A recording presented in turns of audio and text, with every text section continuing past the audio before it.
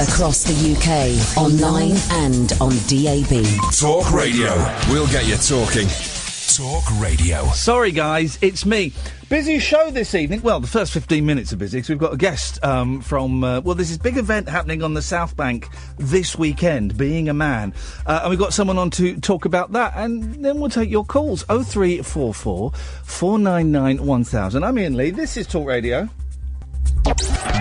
Late night, Iain Lee on Talk Radio. We have ways of making you talk.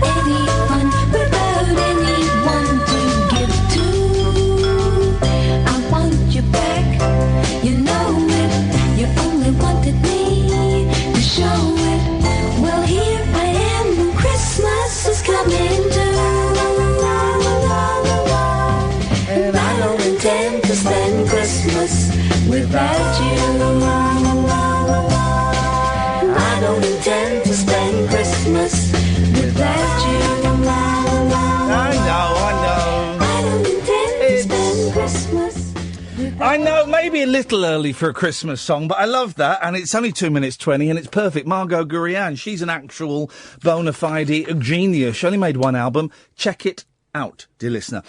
Evening, this is Iain Lee, this is Talk Radio. You can give us a call, 0344 499 1000. If I'm completely honest, I don't really feel particularly comfortable being here tonight.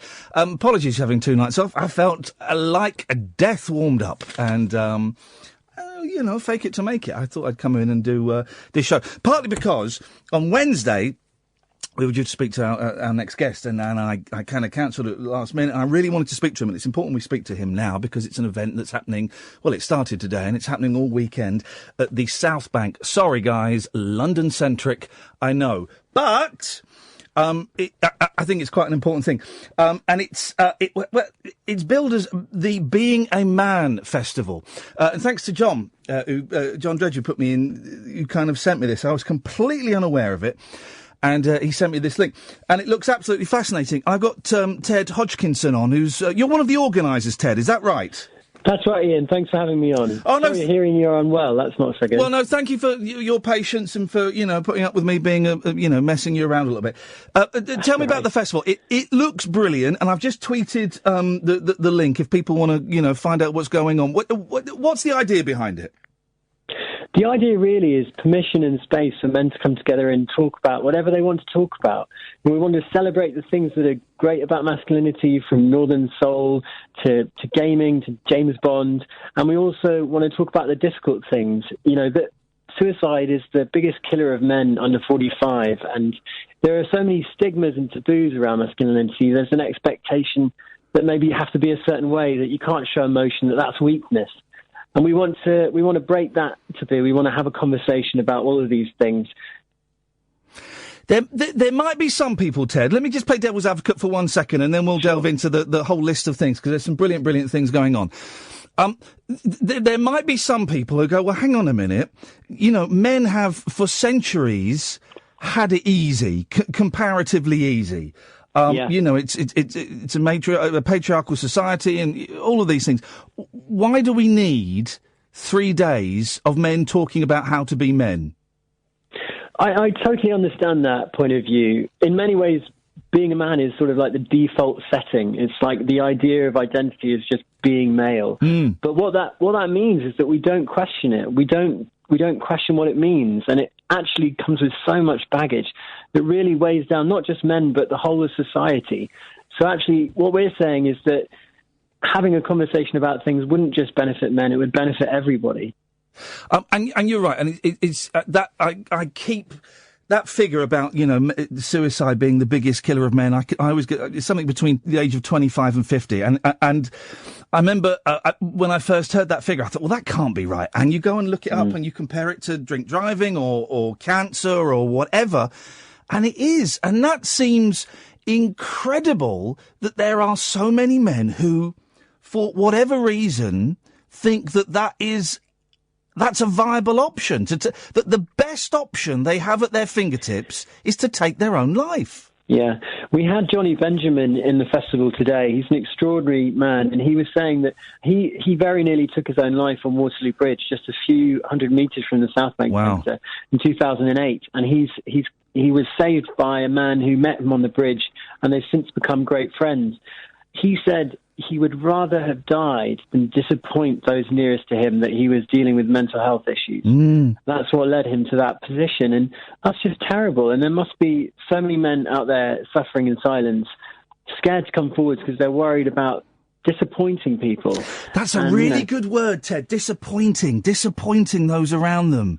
Yeah. That's really interesting. The reason I didn't come in the last couple of days, not because I was suicidal, but because I've got depression and I just couldn't get out of bed, you know, and the thought of coming in and doing a 3-hour show and doing all of that, and I've got a very sympathetic boss, and I said, boss, I need 2 days off just to try and build up a bit of momentum. And it breaks my heart that there are so many men that maybe they don't have the sympathetic boss, or maybe they do and they just don't feel they can go and talk to them or talk to their friends. Well, it's courageous of you to talk about it, actually, so openly, because I think when people do, we were talking about this earlier at the festival, that actually the moment someone opens up and says, you know what, I'm struggling with this, then suddenly a lot of people around them say, I'm struggling with this too. You know, it's actually, these things are real, they're really difficult to deal with, as you know, and if people shared them, if they talked about them, then suddenly I think we'd realise that it's happening all around us. We talk about it a lot on this show, and we've had the Samaritans on, and we've had Matt Haig on, who's an excellent writer who's written a book about depression. Great. Yeah, he's superb. And you know, the reason I talk about it, Ted, is because my life is literally on the line here, and if I don't, then I could go the way of these other poor souls. Let's talk about Sir Roger Moore. You've got James Bond, Ted! The best James Bond as well, and I won't hear a word against him. He's the best Bond by a mile. What's he doing? I think so too, by the way. But good. So he's talking on Sunday, and he's looking back. He's talking about playing the hero. You know, obviously James Bond, for many people, me included, when you're growing up, it's the sort of archetypal, you know, he's the hero. He's the person most, people want to look up to. Sir Roger Moore, he's really frank and funny about stepping into the shoes of a hero, and he tells this wonderful anecdote about how when he was playing the role, he would blink every time the gun fired. He wasn't, used to loud noises. And actually, it's a great idea, it's a great image that this great hero who couldn't deal with loud noises. So he's very funny about playing the hero and the gap between the fantasy Bond and the reality. I've got a list of the things that are here, and I'm just going to pick the ones that kind of, jump out at me. Go to I'll retweet it again, the South Bank Centre website if you want to see ones that appeal to you. You got Professor Green coming on. That's on Sunday, isn't it? What's he talking about? Well, he's been making these brilliant documentaries, and he's been really frank and candid about his father's suicide, and it's really moving documentary if you haven't seen it, but he's going to be talking about masculinity and how really we're really expected to be everything these days. There used to be this idea that man was a sort of provider and strong, silent type, and maybe now we're supposed to be a bit of everything, and that creates a different sort of pressure. So he'll be talking about that with our artistic director, Jude Kelly. There's been a lot in the papers this week. I don't know if you watch I'm a Celebrity. I don't. But I saw a thing in one of the papers this week where several of the men have been seen crying. And it was a real... I don't know the exact headline, but the tone was, what's wrong with these men? Why do they keep crying? Right. And there's another article in one of the papers today about snowflakes, this generation of snowflakes. And...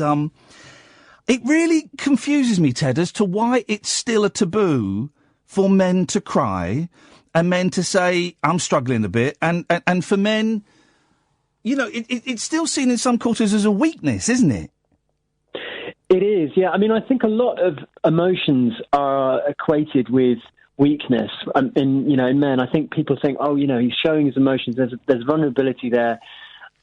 I actually think the opposite is often true. And there was an amazing moment earlier this year when Obama cried on camera.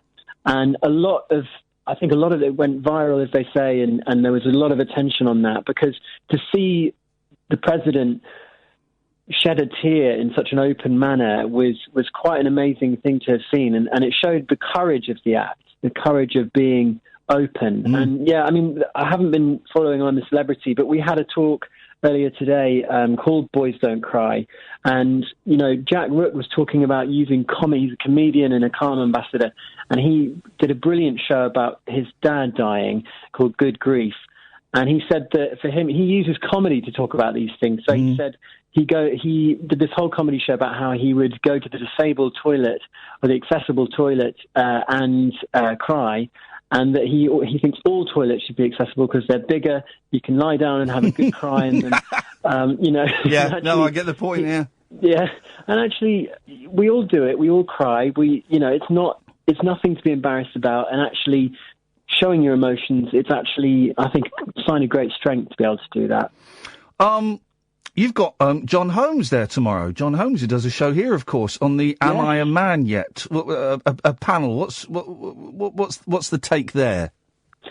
Yes, John. So John's he's talking about the sort of threshold between boyhood and manhood. They're probably in the days gone by, there might have been a ritual that you had to do to become a man. You might have had to go out hunting or whatnot. These days, what happens? When do you actually switch from becoming a boy to a man? John's, as you know, a very funny man, and he's written a book called A Portrait of an Idiot as a Young Man. So he's very interested in this kind of space between boyhood and manhood. Let me pick one more thing, because there's just so much going on, and I'd love it. This happened today. You had Christopher Eccleston in. Yes, this was one of my favourite events, actually. Yeah.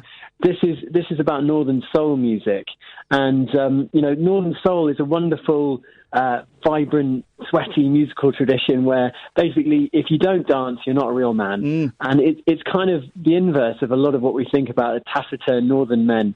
And Christopher Eccleston is a huge Northern Soul fan, and he came in to talk about that with Ian Thompson, who's a filmmaker, and Tim Johns from The Guardian, and they had a really interesting conversation about this whole culture and what it tells us about men in the North.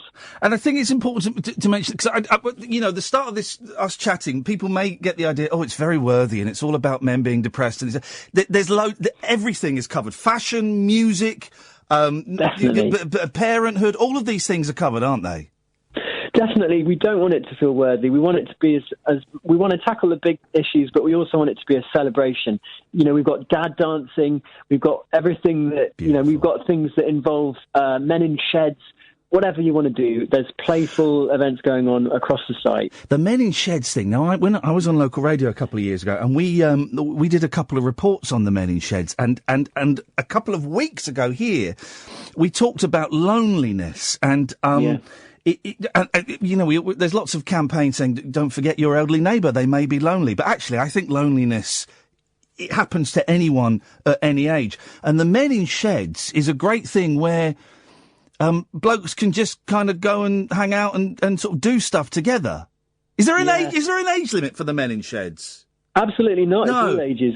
No, and it's shoulder to shoulder. You know, it's a space where you can fix things and get sort of nerdy about details, but it's also just about being in a it's just about coming together and having a chat about whatever it may be. Yeah. I think men, maybe particularly as they get older, their social group might shrink a little bit. They might get more focused on their work and their family. They don't spend as much time with their friends. And then maybe they retire and they think, oh, God, I don't have any mates anymore. And a shed is getting together with another guy and actually just mending something, fixing something. It's really about talking. That's what it's really all about. Listen, it's on. You've had a full day today. It's on Saturday. It's on Sunday. If I'm feeling up to it, Ted, I'm going to pop down tomorrow. I'm going to play it by ear and see how I feel. We'd love to see you there. That'd be great. Thank you, man. I may just have a day in bed if I'm completely honest, but we'll see how it goes. Southbankcentre.co.uk. It's the Being a Man Festival, and is this the fourth year you've done it? This is our third year. Third year. Yeah. And is it growing? It's getting bigger every time? It is growing, and I think people are, thanks to people like Professor Green and Grayson Perry, there's this growing awareness that we need to have this conversation. And I think there's just, I've just seen a lot of joy and people really being frank and honest about these really difficult challenges over the last 3 days and over today and coming 2 days. And I think, we know that this is only going to grow, this conversation. Ted, you have my details. If you need any help next year, I'm sure I can. I'd love to pop along and we'd love to have you. Even if it's making the tea, I'd love to. And maybe I'll get to say hello to you tomorrow, Ted. We'll see how it goes. I hope so. I hope you feel better. Thank you, man. Anyway, it's been great talking to you. Thank you very much indeed. Best of luck with it. It sounds fantastic. Ted Hodgkinson. If you go to the South Banks, if you go to southbankcentre.co.uk, you can have a look. And honestly, the days are packed with all kinds of bits and pieces. And there's some fun stuff, and there's some heavy stuff, and there's some silly stuff, and there's whatever. And I think it's one of those things where maybe you might feel a bit silly going through the door, but once you get in there, it'll be all right. I'm going to see how I am tomorrow, and hopefully, if I'm up to it, I will go. Thank you very much, Ted, and thank you for your patience for me messing you around earlier on in the week. Right, 0344 499 1000 is the telephone number. I'm Iain Lee. This is Talk Radio. Late night, Iain Lee on Talk Radio. We'll get you talking. 0344 499 1000 is the telephone number. So I took 2 days off because I felt absolutely rotten. Well, not rotten. I felt empty, man, just empty, and the weight of existence was pushing me down. So I found out my boss and said, "Boss, I need 2 days off." He went, "Yeah, fine, no worries." And I don't really, and I say this in the spirit of honesty. I don't really want to be here this evening, but I kind of thought if I take 3 days off and then it's a weekend, then that's 5 days, and then boy oh boy, it's going to be even harder to get back on the saddle on Monday. So I thought I'll come in and we'll have a go and we'll see how it goes. And if it's not very good, well, it doesn't matter because it's a Friday. And if it's good, then that's a bonus, yeah? But thanks to Bob Mills and Jake Yapp who filled in. I can't listen when other people are doing my show. I never have been able to. I listened to about 5 minutes of Bob Mills on, when was he? Wednesday. And I had to switch it off. And do you know why I had to switch it off? Because I was thinking, oh, he's good. Oh, he's good. And then my head started telling me, oh, he's better than you. And maybe that's what people want is Bob Mills. He's written films, you know. And I went nuts. My head was going nuts. Now, of course, Bob Mills is different to me. He does what he does brilliantly, and I do what I do. I'm going to say it brilliantly. But it's different. It's just different. It's not better. It's not worse. It's just different. But my head was taking me to all kinds of places. And then, okay, here we go. And then I'm Googling Bob Mills, right? Because I'm a big fan of Bob Mills. I love his show on a Sunday night. On Talk Radio. And, of course, I used to love In Bed With Me Dinner. And then I'm Googling and I'm going, oh, yeah, he wrote that film, didn't he? Oh, he wrote that 2 series of that programme for Michael Barrett. Oh, he's bloody good. And I had to switch off my phone get into bed and listen to crap on another radio station. I did. I had to deprogram myself by listening to someone who I'm infinitely better than on another radio station to make myself feel good about myself. Isn't that mean-spirited? Well, kinda. But whatever gets you through the night, to quote John Lennon's only solo number one in America. Was Imagine a number one in America? I don't know. 0344 499 1000. With all of that in mind, I will sit here and I will talk for as long as I can, even though it feels like every word I'm having to force out of my mouth. It does, Kath, I tell you. It does. And we'll see where we end up. And it could be a car crash. It could be brilliant. It'll be somewhere in between, probably, is what I make up. Let's go to Paul. Evening, Paul. Good evening, Ian. Good evening, Paul. Yes, crusty. What? Crusty. Crusty? Crusty, everything's great, isn't it? Are you saying crusty? Yeah, that's what I meant. No, crusty, like what Del Boy used to say. Say it again. Crusty. You're saying crusty? Yeah, well, I'm a bit short-tongued. How do you think crusty is spelt? C-R-U... Yeah, you're saying it, yeah. S-D... Could be a Y, could be a I-E. But I don't think that... It's funny how you've heard it as crusty. Might be my accent. No. Okay. Well, can I just say, what a pleasure it is to hear your big booming voice again. Oh, I say, Paul. Well, how very nice. It rather excites me. In what way does it excite you? Makes me feel alive. It makes you feel alive. Well, alive, yes, it does, yeah. You bring a lot of pleasure to a lot of people. Well, let's not get carried away with ourselves. It's not too crusty. No, let's not. No, let's not. I don't know. You just said it. I said it. Yeah, I'm saying it how you say it, but that's wrong. Oh, right. How do you say that? Have you ever watched Only Fools and Horses? Oh. Yes, of course I have, yeah. You have to think about it for a second. And have you watched a lot of them?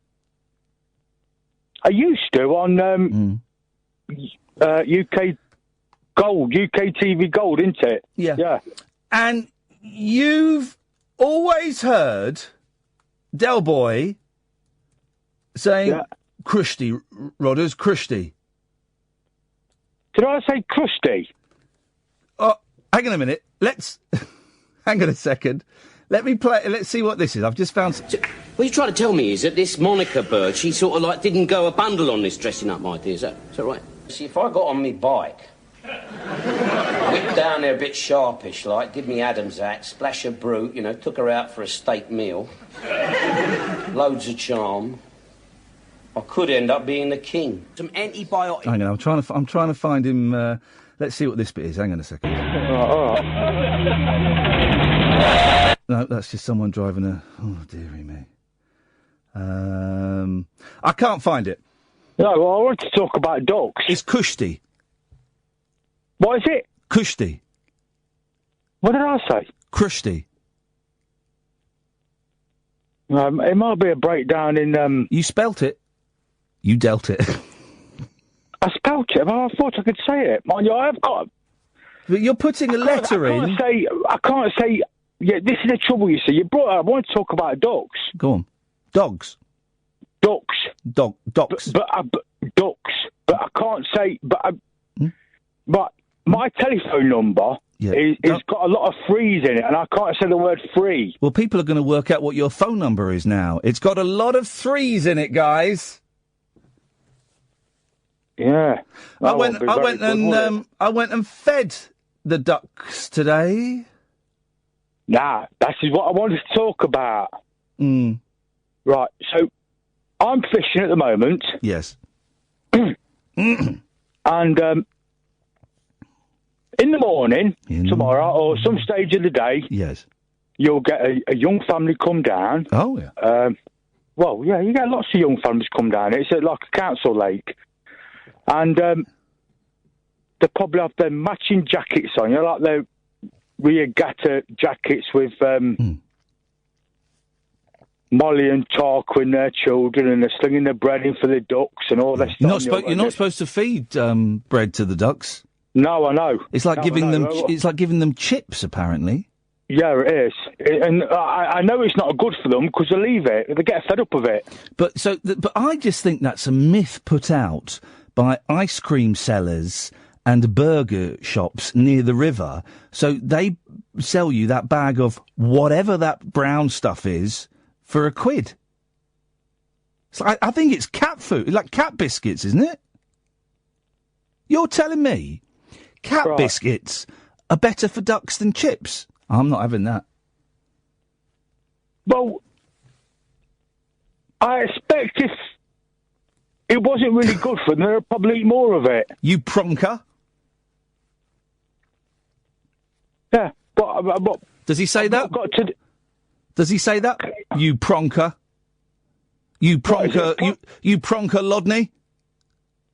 He says that, doesn't he? Plonker. I can say that. That's all right, isn't it? Say pronker. Plonker. You pronker, Lodney. Plonker. How are you spelling pronker? Plonker. P-L-O... Stop. He says pronker. Oh, does he? You pronker, Lodney.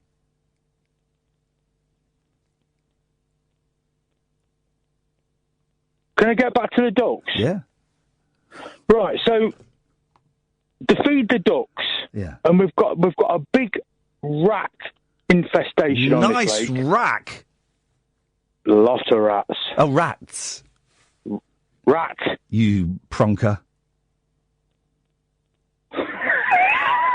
Christy, go on. I'm waiting for you. You got a nice rack.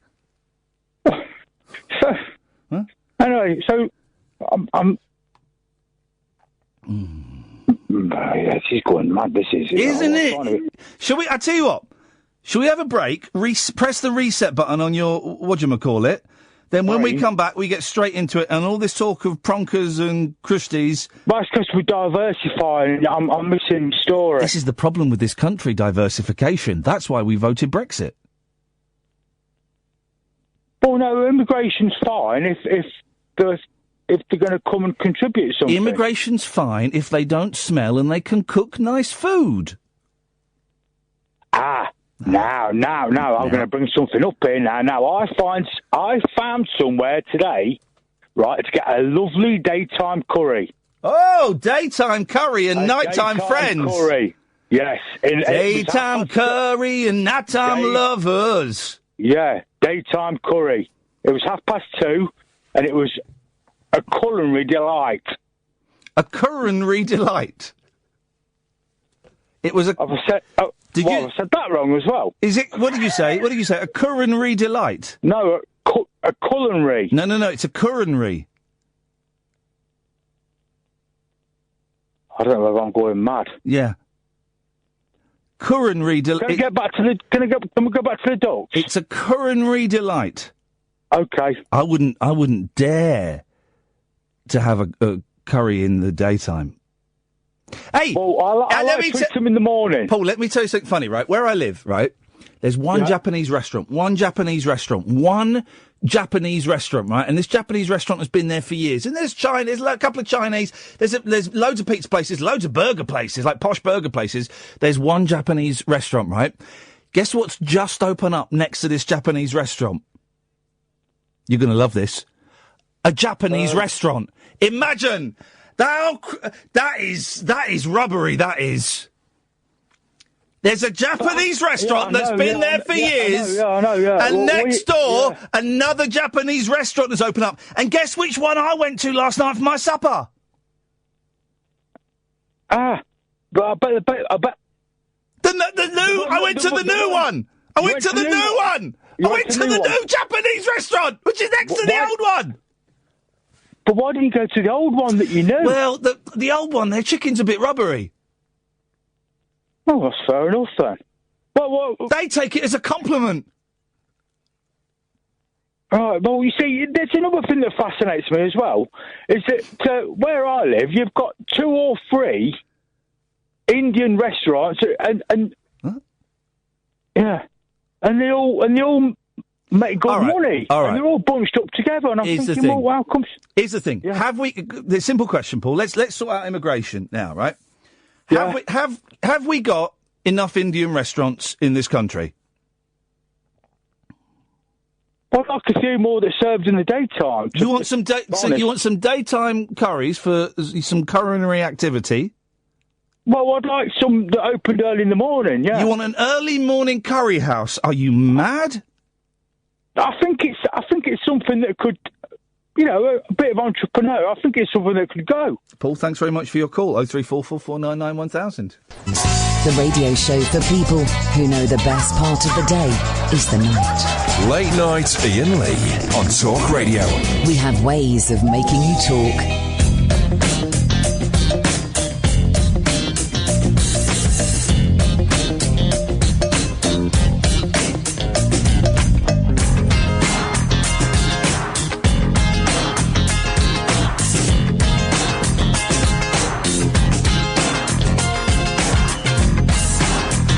Oh, 03444991000. Let's go to Stephen. Good evening, Stephen.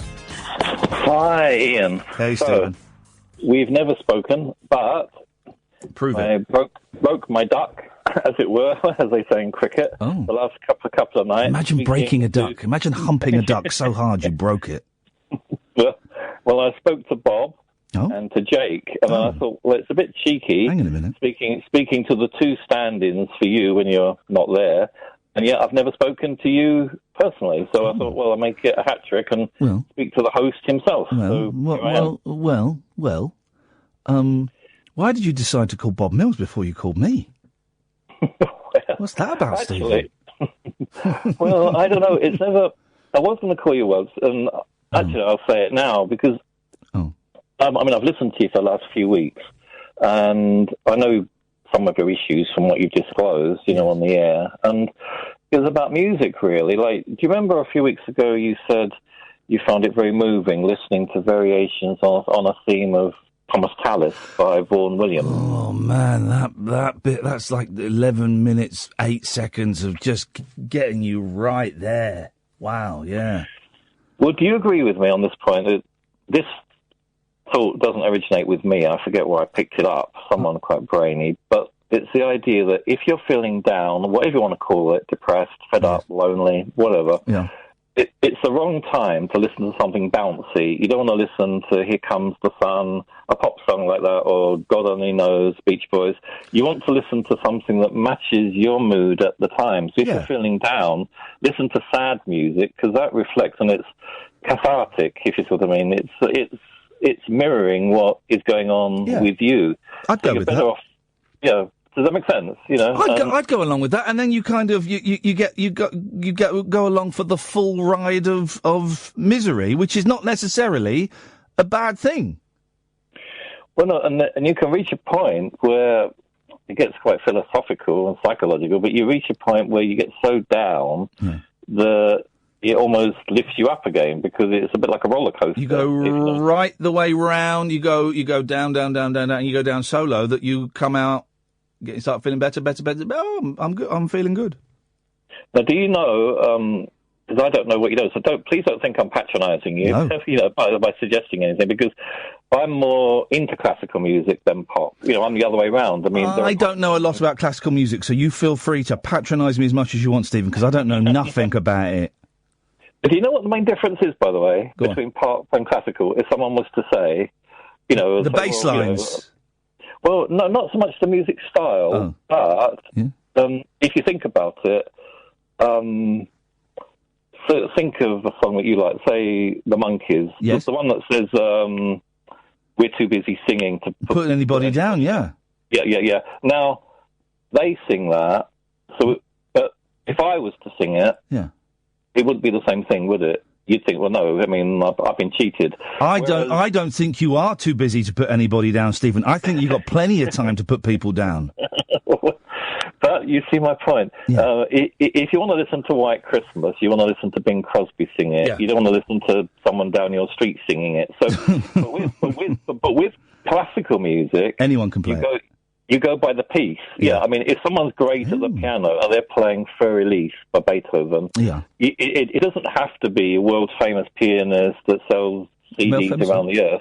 It could be someone that's really expert in your area. Yeah. You know, so I think, you know, it's less artist-centred. That's why if I was to say something, you could play it on the air without worrying about royalties, because you wouldn't have to think, oh, it's Paul McCartney and I've got to pay him so much. Now, is this right? Because I remember I had an argument with a producer I didn't get on with, that all classical music is public domain. Yeah, because obviously, like, Mozart died a long time ago. But is it not? Indulge me for a second on this technicality. Is it not if someone, if say the London Philharmonic Orchestra recorded, you know, Mozart's famous fifth, Beethoven's famous fifth, then we'd have to pay the LPO PRS. Comprende? Because that's what you notice on radio stations all over the place. We'll play classical music, but they'll never say that was the Berlin Philharmonic Orchestra conducted by Herbert von Karajan in 1979, because obviously that's very specific, and that's Deutsche Grammophon, and they'll own the royalties to that track. So they'll say, oh, here's a piece of Beethoven's Fifth, and no one will know. Hang on a minute. Are you saying that Classic FM and Radio 3 are operating on a scam, much like a greasy spoon that has a radio playing, but they don't have a licence to do it? The Classic FM, which is, if you go to Posh Doctors like I do, they'll be playing it in there. They're deliberately not mentioning which version of the classical piece it is, so they can avoid paying PRS. It's been a while since I listened to them. I think the BBC give all the details. Yeah, because they do, because they got their tongue right up Beethoven's crack. But with Classic FM, I think they tend, from what I remember, they tend to give the composer and the piece, and they tend to give shorter pieces, which snobbish people of Radio 3 look down on Classic FM because they say Classic FM will give you an excerpt. They give you like the pop. They give you the pop hits, like Rondo Veneziano. Yep, and they'll say that was movement 2 of Tchaikovsky's Fourth Symphony. So, but they won't play the whole symphony. Whereas Radio 3 would, and they'd expect you to listen to the whole thing. Whereas maybe you just like a particular bit of the. So I think I don't know the rules about that, but obviously, have you ever heard of Samuel Barber's Adagio for Strings? Yes, I have, and I should be able to sing it because that's a famous one. It was in 2 films. Can you guess which films they were played in? It's part of the soundtrack of... Horror film? No, both sad, but different ways. The one where... Love Story, where he dies of cancer. She dies of cancer. One of them dies of cancer. No. Do you want a clue with one of them? Is it not the one for the cigar advert? Don't think, no. Not that, no. 2 I'm thinking of. Okay, I'll give you a clue. Yeah. One is involving war, and the other one is involving someone with a very serious, incurable illness. Are either of them Edge of Tomorrow with Tom Cruise? Because that's war. No. No. I watched that. I watched this Tom Cruise film the other night, Edge of Tomorrow, where he basically lives the same day. My mate's in it. Not particularly close, mate, but my friend Tony's in it. He's the kind of the... He's the fat lad in the army. I was very surprised. One's got an incurable disease. Lorenzo's oil. No, it's going back a bit. This is it's going back a few decades, but it was a groundbreaking film. Philadelphia. Actors in it. Further back, I think. No, that was Bruce Springsteen. No, it wasn't. It was Tom Hanks. All right, a big hint. Although it's modern, it was filmed in black and white to make it look atmospheric. Oh, Schindler's List. No. Oh. Further back in time. Dirty Dancing. No. Filmed it was colour. It was. Hang on. It was recent, but they filmed it in black and white. Oh no, not recent. But no, I mean, those old days. No, I mean back. I don't know, 30 years ago, something. I mean, no, we're not talking of 100 years ago. Probably 1980s. Probably. I mean. Oh. Ooh. I know it. The Elephant Man. Yes. 1980, that was John Hurt. Boom. Yes. I just want to sleep. And the Barber's Adagio for strings is played in that. It's because it's obviously quite melancholy. And the war film, shall I give you that one? Yeah, go on. And then I'm going to get you with one. Platoon. Okay, Platoon. Okay. Because obviously it's sad for different reasons. What famous film do they have to sing Beethoven's famous Fifth to... Did Beethoven have a famous Fifth? Yeah, but there's no singing. Do you mean the ninth? No. In which film did they have to sing Beethoven's famous Fifth to stop one of them being eaten by a tiger in the basement of a pub? Is this a real one, Ian? Or are you no, this is absolutely real. Absolutely real. Is it British or American? British. Or continental? It's British. Not continental. British. It would have been about 1965. Oh, gosh. I take it it's not a comedy, then. It's a comedy.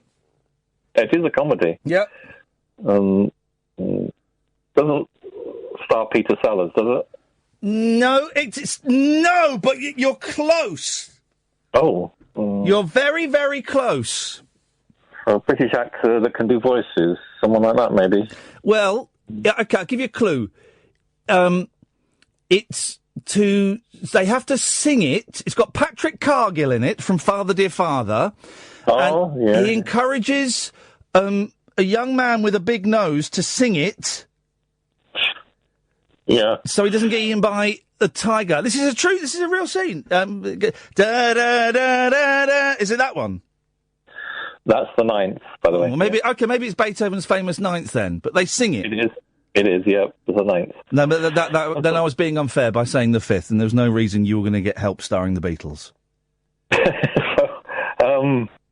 No, but you threw my mind off track then, because when you said about playing music... Yes.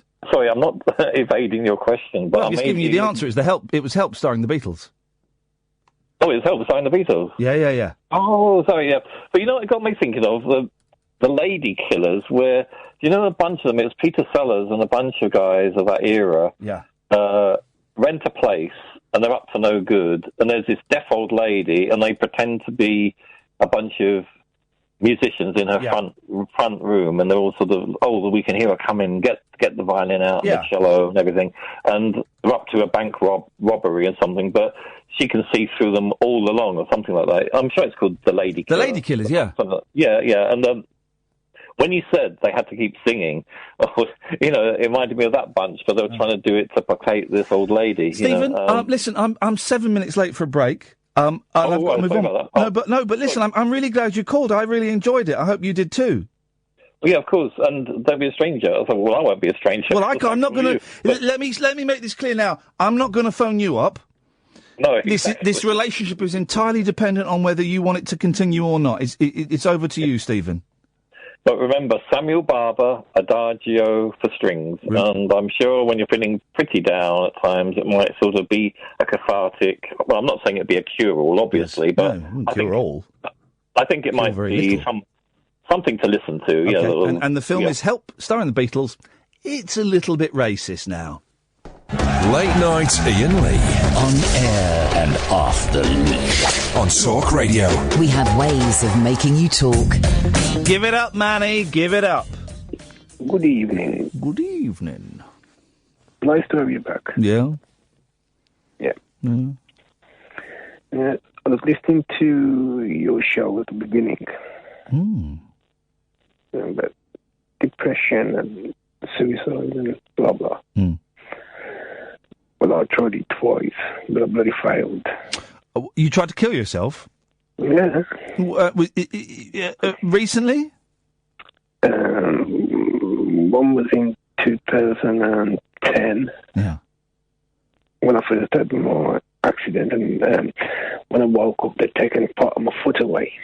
Why did they take some of your... So, those who don't know, Manny had an accident at work. When I had an accident. And that sent you blind. But what happened to your foot? it started off on my foot where you got stuck in the conveyor belt.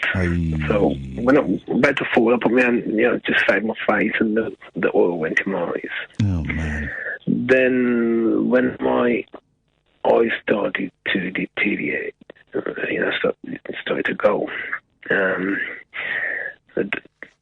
the doctor, I was getting a headache, so I was in hospital for 7 months then.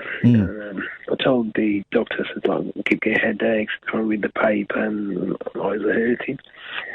And they knew about the oil, and when he told me my eyesight was going to go, I was okay for about another 3 or 4 weeks, and it just sort of went in a week. It just went like really down. Well, I always assumed that you'd gone blind immediately. I didn't realise it had happened over a few weeks. That must have been and upsetting. The cord at on your bedside at the hospital. Yeah, the alarm thing.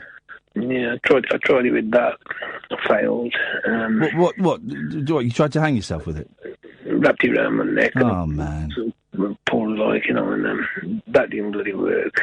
And then the doctor tried to put me on depression tablets. Yeah. Well, probably anti-depression tablets, I imagine. I doubt they would be handing out depression tablets to someone who was suicidal. And the surgeon, he was really good. He says, well, because you've been in hospital, I was in there for about 4 months then, and he started sending me home at the weekends. So when I was home, I tried it with bloody tablets. That bloody failed because my wife saw me and the kids saw me. Oh, that bloody failed. I couldn't even bloody commit suicide properly. Yeah. Just because you're bloody down. Yeah. I mean, I think about it sometimes. I'll tell you one thing, Ian, the Samaritans do help. I phone them up sometimes twice a week. Sometimes you get that voice in your head. And I just found up the Samaritans, and they are the help. They're really, they're really good people. They do help you. Can I ask you, Manny? Do you are you generally glad that you didn't kill yourself, or do you wish that you had killed yourself? Sometimes, Ian, you think, I wish I did. And then sometimes you think, oh, I'm glad that didn't happen, and what's going to happen with your kids, your wife. I mean, when I actually lost my sight, I wanted a divorce, and she wouldn't give me a divorce. Why did you want a divorce, if you don't mind me asking? I don't know, Ian. It's just like it's like you just let people down.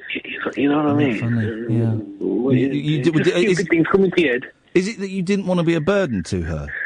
Yeah, because when I did come home, I didn't move for about 3 months. I was just sitting inside, just radio, TV. I wouldn't even go outside. Then, and you were boozing a bit as well, weren't you? Yeah. Then my wife and kids just sat me down and said, you can't just sit in here. I mean, I wouldn't even go out with them. I thought, they might feel embarrassed. Look, going out with a blind man. Yeah. And then they sat me down and you've got to go out. So I started slowly, and then, like the other day, I was on the bus. Got on the bus with my bloody cane, and I went. I know roughly where the seats are. And there's a lady sitting down, and she was, "Oh, you can't sit here. Can't you see I'm sitting here?" and then she saw my cane. She goes, "Oh, I'm very sorry. Very sorry. I didn't see your cane." I thought, well, I don't know. Just some people are rude. Yeah. Especially Asian people. Really? Why Asian? Now you're saying that as an Asian man. Yeah. But why Asian people? They are. Why do you say that? Just the way they things like, if you're into, what are you doing in town? Why are you not sitting at home? You got to get out. I don't know what the rules are. He's an Asian man doing an Asian accent. That's going to be okay, hasn't it? But maybe that's just because you're in an area that's got quite a high Asian... No. I'm doing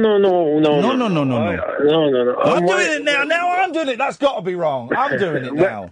Where I live, there's how many? 1, 2, 3, 5 Asian houses. That's it on the whole estate. But if you go into the town, there's a few over there. But Manny, I've got to go to the news. Do you want to stick around for a bit? Come back after the news, or you feel you're done? No problem. I'll hold. Oh, Benjo. Now, sorry, I was talking about playing the banjo. I've got a 5-string banjo, like my banjo. Okay. I know what you're saying. Yeah, naughty. I'm doing it. That has got to be wrong. He's Asian. He can do it. I need to Google the rules. This is Talk Radio. Across the UK, online and on DAB. A new kind of Talk Radio. We'll get you talking. Talk Radio. 0344 499 1000. We're kind of having a sort of gentle... I've had a tough couple of days in terms of my soul, and I can't even talk up to the news, so I'm not going to talk up to the news. Late night, Iain Lee on Talk Radio. We have ways of making you talk. A thing she hardly knew, so thin and rare and small and few. It smells just like me and it smells just like you. She's blinded for the best in this bright tree. She makes her nest. Everyone laughs as she struggles up high. Everyone's happy and she wants to die.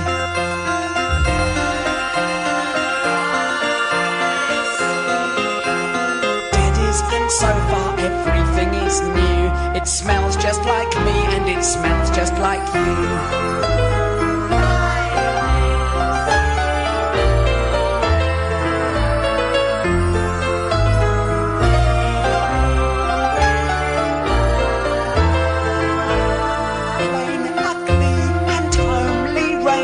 Sad disgrace drawn on its face. She sleeps in the buds in a place where no summer shines. Like tears are shed for the living or for the dead.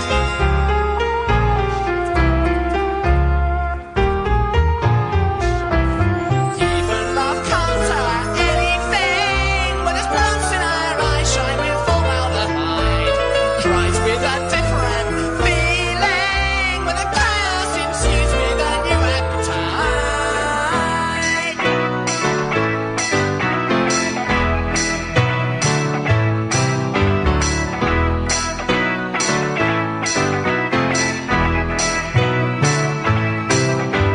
And in the wormless sand shall she a feast, for no foul glutton be. She's washed by the sea to a place where no summer shines, no tears are shed for the living or for the dead.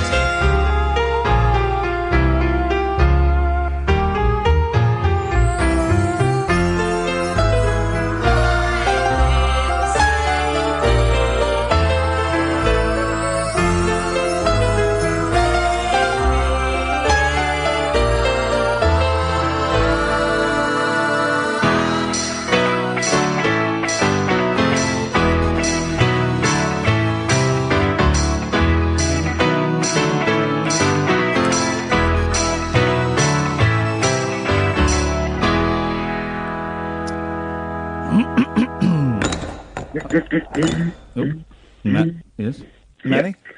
Yeah, and it's like you know when you have two wages coming into the house. Yeah. And suddenly, then one's gone, hasn't it? And my one daughter was at King's College in London. Yeah. And the other daughter was just about to go to university. It just builds up, and it's like a valve. How do you cope then? How do you cope if you're not working and I'm assuming you're getting some form of benefit, but we all know they're not a lot. How do you afford it all then? Look, I'll get disability living allowance, mobility, and ESA, which works out to about $320 a week altogether. It's nothing, is it? My wife's got a good job, but she, Iain, started. She worked in the hospital anyway. Yeah.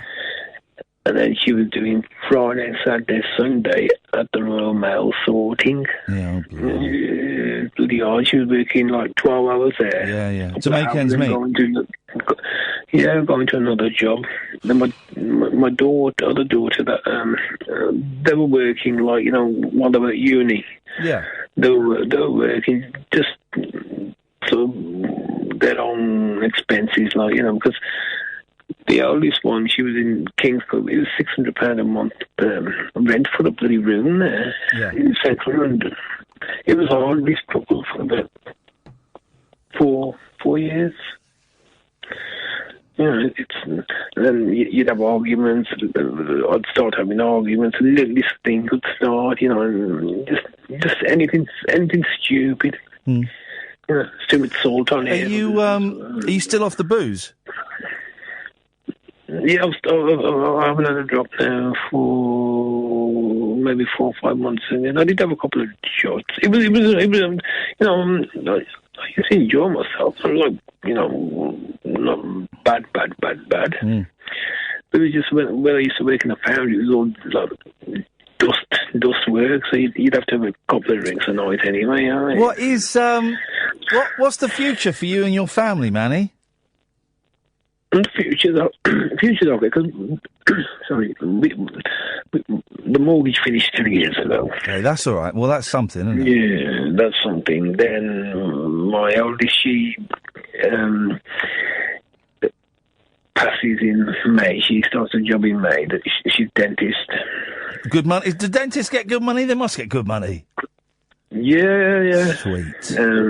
Young one, she's a teacher, but she doesn't want to do that anymore, so she's doing digital marketing. She starts a new job in a couple of months, in January. So they're self-sufficient, or they're going to be self-sufficient very soon? Yeah. And they pick up... They don't ask for no money, you know what I mean? Whatever they want, they buy themselves, like, And my son's 16. He was 16 in July. It's just, bits and bobs here and there everywhere, And like I was saying about the Asian people, one man says to me, "Oh, are you doing that to claim benefit?" They talk stupid to you. They just take the piss out of you all the time. I've never seen an English person say anything bad to me. Never. Hey, Carl, how you doing? Evening. You all right? You're all right, Carl. Have you spoken to Manny before? I don't think. I think the two people that I've never managed to speak to properly are Dennis and Manny. Me? How are you? How are you, anyway? I'm not bad. How are you, Manny? I'm good, man. Good. You having a good night? Not listening to this rubbish, he's not. It's not. I don't know what you put yourself down for. No, it's not. Listen, tonight's show... You have got the best... I know. You and Kath do the best show. No, Manny, listen, I know the show's brilliant, right? But tonight I'm not feeling it. Tonight I am faking it to make it. It was a real effort to come in today. And the last 2 days, I sunk low, man. I sunk low. And I kind of had to get up a bit because I had the boys today. So I kind of had to, somehow muster some energy to function. And by the end of the day, I was snapping at the kids for no real reason, You've got the best show on radio. Yeah, but tonight is I feel like I'm an actor playing tonight. The part of Iain Lee will be played by an actor who looks a little bit like him. That's what it feels like. You know what I forgot to tell you? Yeah, go on. Not Sunday gone, the Sunday before. Yeah. Howard, he had a bloke, an MP on his programme. I'm Howard Hughes. On his show, yeah. On Sunday night, The Unexplained is absolutely brilliant. 3 hours of bullshine. This chap come on, right, from up north, he's MP, and I think he was a teacher. He said he'd been having sex with a bloody alien. Hey, yes, sir! Get in there! I couldn't stop. He says, I've got children with the aliens and this and that. Oh, my God. Manny. They take him into their own world. But Manny, he sort of said, and I did raise this question with Howard, he talks about, like, you know, I've had children with it. At one point, he said, I couldn't tell what sex they were. I couldn't tell what sex the aliens Well, you were. can't these days. In fairness, you can't these days. But I've got two kids. He said he couldn't pick them up. Wow. He said, well, why can't you pick them up? He's not an MP who said he's had babies with an alien and he can't pick them up, because they're made out of energy. Hang on, listen to this. He says the alien says that you humans don't know how to bring up kids properly. So he should go and join. He's an MP or he was an MP or something. Manny, he needs to go and join Intergalactic Fathers for Justice. He wants to go to a bloody mental clinic. I couldn't stop. Honestly, God, I couldn't stop laughing. Well, Kyle, was he? Listen, Manny, we know gets confused. Was he an MP, Kyle? No, he's. I can't remember. He's a Labour MP. No, and bizarrely, he's. Do you know what? I think he's up near me, Morecambe, maybe. That's right. Yeah. Oh no, this. All right, this rings a bell. Actually, yeah. Oh, how people peculiar. Aren't they peculiar? But hang on a minute. Maybe he has had a baby with an alien. Not just one, Ian. Oh, he's had more. Quite a few. He said, right. Howard says, well, how have they picked you? He says, well, why don't they go in to anybody else? He said, it's through ancestry or something. It's your soul what they follow. I don't know if I could have sex with an alien lady. I don't know if I could get it up for an alien lady. I just don't know. No, what about that woman who was green in Star Trek? I bet you would then. Oh, actually, yes, I could. And if aliens have got 3 boobs, I've got a thing for people with 3 boobs. I don't know. He's a Labour councillor called Simon Parks. So he's a councillor, not an MP. They're allowed to be slightly more insane. Same thing. That's brilliant. You should listen to that. Listen back to that. Where did they have sex? In his bedroom or the alien spaceship? No. In the aliens' bloody land over, and his wife knows. Whoa, that's all right, isn't it, eh? It's exciting every bloody night. Hey, wowzers. I'm getting more information on my screen. He had a child with the cat queen. Come on, garbage. Okay, well, Carl, listen, you're talking about someone's intergalactic baby there, but a bit of respect. Yeah. Not just one, Ian. Not just one. Not just bloody one. I don't know how you got it bloody up with a bloody... Will you put that bloody thing away? Well, Manny, you... hang on, I was going to phone Howard up, right? Yeah. I was going to say, ask that chap, the MP, if he'll have a word with the... Because obviously they're like advanced, aren't they? So many 100 years in front. So he could have a queue for me. Yeah, Well, if any aliens are listening, I'm not interested, guy. I hope he practiced safe sex. You wouldn't want him to get space AIDS. I bet. You don't want him to get space AIDS. I'll tell you what, Manny, I bet he cleansed his mileage. Manny, nice to talk to you. Take care. Kyle, I'll come to you in a second. 0344 499 1000. We've got Alan, we've got Rashid, and you can call in as well. We've had... It's all been guys tonight. Yeah, we've had no ladies or aliens calling in. The night is still young. 0344 499 1000. This is Talk Radio. The wild man of late night radio is back. Iain Lee on Talk Radio. We have ways of making you talk. Did you have a good Black Friday, Kyle? I bought very little. Well, in fact, I'll tell you what, I bought an out. So, did you? Yeah, same. But it goes on all weekend. I think it goes on into next week as well, doesn't it? Well, I started getting emails about 2 weeks ago. Yeah. So it seems to be one extended. So, and, if you believe Martin Lewis, which I do. I do believe him. He's a billionaire. Well, a lot of the things are, rip-off. Not that, yeah. Well, so which did a study, and they found that 49% of the goods on sale are cheaper in the 2 months before or the 2 months after. So it's marketing, you see, isn't it? There's let me tell you what we've got some guests coming up on future shows, Kyle. Mm-hmm. We've got Pamela Des Bars. I think you pronounce the S in bars. Pamela's Des Bar or Bars. She And let me go to her website, because I want to see how she describes herself in case I say something rude about her. Do you know the name, Kyle? No, there was another name that came to mind, but I think it's a different one. OK, let's go to her official website. Let's see how she describes herself. PamelaDesBars.com. What did she say about... Oh, here we go. Despite her she describes herself as the world's most famous groupie, or queen of the groupies. She's also a writer, and but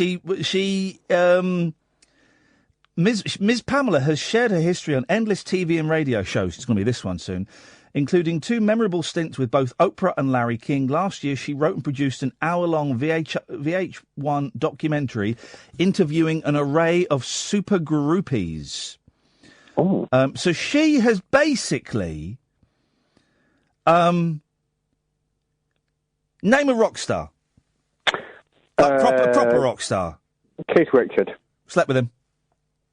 What, you've slept with him? No, she has. No. Oh, I'm not sorry. answering any of those questions. Okay, sorry. Well, the court case goes on. She slept with him. Paul McCartney.